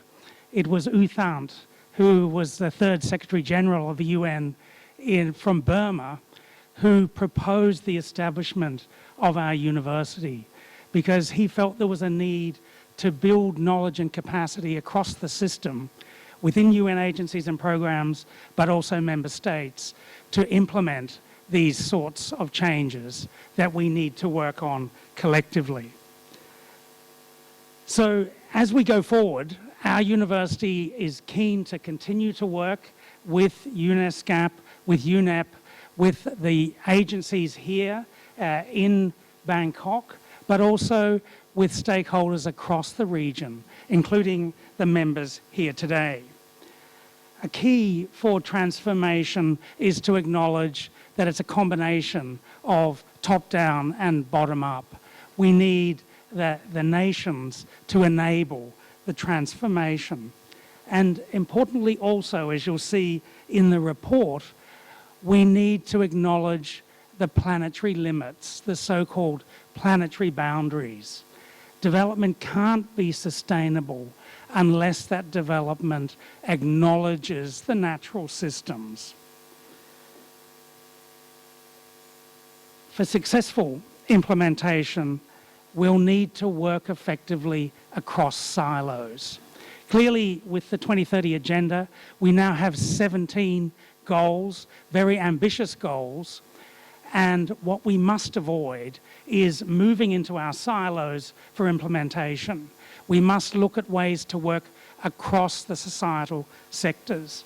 And that will require new ways of working, new ways of collaborating, new methods. From a research point of view as well, as a university, we're looking at new methods like systems thinking to enable us to be more effective in achieving that. My final point comes back to the focus of our institute in Kuala Lumpur. We're focused on global health. When we think about sustainable development and we think about human health and well-being, we need to acknowledge that health is both an input to development and an outcome of it. So individuals, communities cannot be effective in contributing to sustainable development unless they're healthy. There's no doubt about that. We need good health systems. We need universal health systems. That said, though, it's really important that we acknowledge that a key outcome of sustainable development is human health and well-being. So it's not just that SDG 3, which is focused on health. All 17 SDGs are important for future human health and well-being. So to finish on a positive note, the other thing that we can say from a human health point of view is that sustainable development is good for health. So clearly we all need to change, absolutely, and change can be very unsettling. But some of the key sectoral changes that we need to make for sustainable development, if we think about the energy transformations we need to make towards renewable energy, if we think about the transformations we need to make in agri-food systems, if we think about the transformations we need to make in transport systems, all of those things will be good for human health now. And clearly, they will be good for the health of future generations as well. So, to end with that very positive message about what we're meeting here today about, this report helps to launch us as we go forward in this region in the era of sustainable development. Thanks very much. Thank you very much, Professor Kappa. Now I would like to call upon Professor Hiranori Hamanaka, Chair, IGS Board of Directors. Thank you very much. And it is a great honor and pleasure for me to be able to join the launch. And first of all, on behalf of IGS, I would like to congratulate Dr. Shamshad Akhtar on the launch of the report. The report represents the combined forces of the 4 institutions, including IGS, to bring multidisciplinary thinking into the implementation of the 2030 agenda in the region. The report offers critical insights into how policymakers in Asia and the Pacific can harness megatrends that was already mentioned by Dr. Akhtar to make the region more sustainable. If you allow me to repeat the points I made in the opening introductory remarks at the opening session, one of the report's strengths is that it demonstrates how policymakers can capitalize on these mega trends to advance rather than inhibit sustainable development in Asia and the Pacific. Another strength of the report is that it helps translate the rather abstract transitions language into recommendations that that resonate with policymakers in Asia Pacific. For instance, it offers clear recommendations on how policymakers can enable the scaling up of good practices, niches or spaces for sustainability transitions in renewable energy, organic agriculture, and green buildings. Last year's adoption of the Paris Agreement and the Sustainable Development Goals can help transform development patterns for the foreseeable future in Asia and the Pacific. I believe this timely report offers a cutting-edge assessment of how policymakers in Asia and the Pacific can harness the changes to the megatrends, and so that this transformation will actually happen and the region will be better for all. Let me conclude by expressing my sincere appreciation to all those who have contributed to the report, and thanking all of you for your participation in this launching event. I thank you very much. Thank you very much, Professor Hamanaka. Now I would like to call upon Mr. Henk Verbeek, Senior Administrative Officer, United Nations Environment Programme. Thank you very much. I'm equally honored to be here and to represent UNEP in the launch of this important report. First of all, thanks to the Executive Secretary of ESCAP, Dr. Shamjad Akhtar, in bringing together the expertise from UN agencies and external partners in this important report. UNEP welcomes this report as a means to highlight and promote the environmental dimension of sustainable development in the Asia Pacific. UNEP's focus in this report was on supporting the chapters on resource efficiency and investment flows as key areas for transformation needed for a shift to a green economy. And we hope that these chapters and the broader report can stimulate the policy debate in the transformation to a green economy and to achieving the Sustainable Development Goals. According to the Asia Development Bank and other partners, achieving the Sustainable Development Goals will require moving from billions to trillions in resource flows in order to move to a green economy. For Asia Pacific alone, some 2.5 trillion is needed in annual investment for sustainable development, to close gaps in basic services and infrastructure, and to protect the environment, enhance energy efficiency, and respond to climate change. It is very obvious that given the scale of investment needed, this cannot come alone from public finance. The rapid development and scaling of financial and capital markets in the Asia-Pacific region will be a keystone in the region's development financing, alongside growing public financing, as well as a growing source of interregional investment. We are already seeing striking examples of financial innovation in the Asia-Pacific region that are changing the landscape of capital flows. For example, the creation of the new development bank by the BRICS, the Asian Infrastructure Investment Bank, and the growing number and scale of sovereign wealth funds in the region. They all provide an opportunity to introduce longer-term risk analysis and policy mandates aligned to sustainable development cooperations. The report launched today also draws on the work of the UNEP design of a sustainable financial system by identifying potential roles of central bankers, financial regulators, and financial policymakers in delivering financing for sustainable development.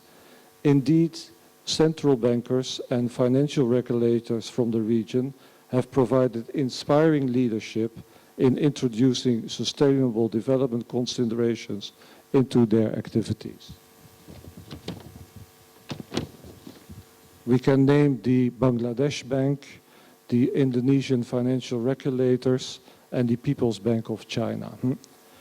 Moving ahead, UNEP is looking forward to draw upon this report and our financing for development programs, including the UNEP Inquiry, the UNEP Finance Initiative, and the Sustainable Stock Exchange Initiative, as a means to support member states in the region to strengthening their national integrated financing frameworks for sustainable development. In terms of transforming resource efficiency, trends in material, energy and water use indicate significant scope to improve the efficiency of resource use in the region. Transformation towards sustainable resource use could be achieved by high policy action to reform the incentive frameworks that govern resource use and investments. Among the structural policies that are important are those that address pricing mechanisms, nudge consumers, manufacturers and investors to make sustainable choices, and enable and reward innovation of more efficient and less polluting technologies. These policy reforms help to nurture and stimulate bottom-up actions that increase demand for resource-productive products and services. Introducing policy forms also means getting rid of inefficient policies.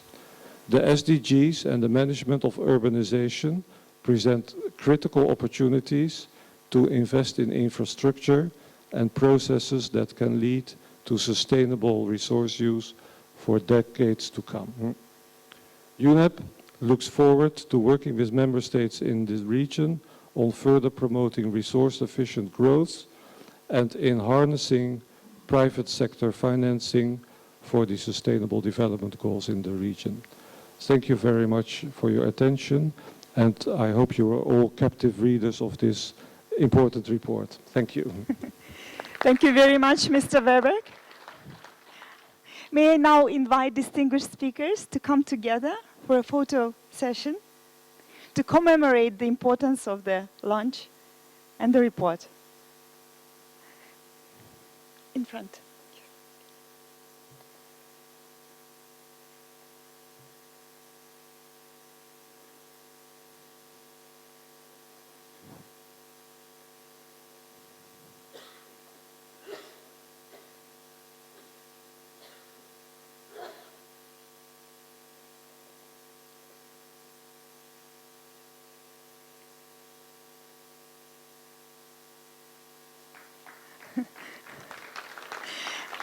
Excellencies, distinguished delegates, ladies and gentlemen, we do encourage you to read the report, which is available online. You may also get a copy of the report at the ESCAP booth outside of CR2, the Pavilion of Partnerships for Sustainable Development. I'm now pleased to invite you to relax and to enjoy some food and drinks at the reception hosted by ESCAP. It will be held just outside of the hall. But before we do that, please join me in thanking our speakers for their insightful talks on the highlights of the report. And thank you all for coming. Yeah.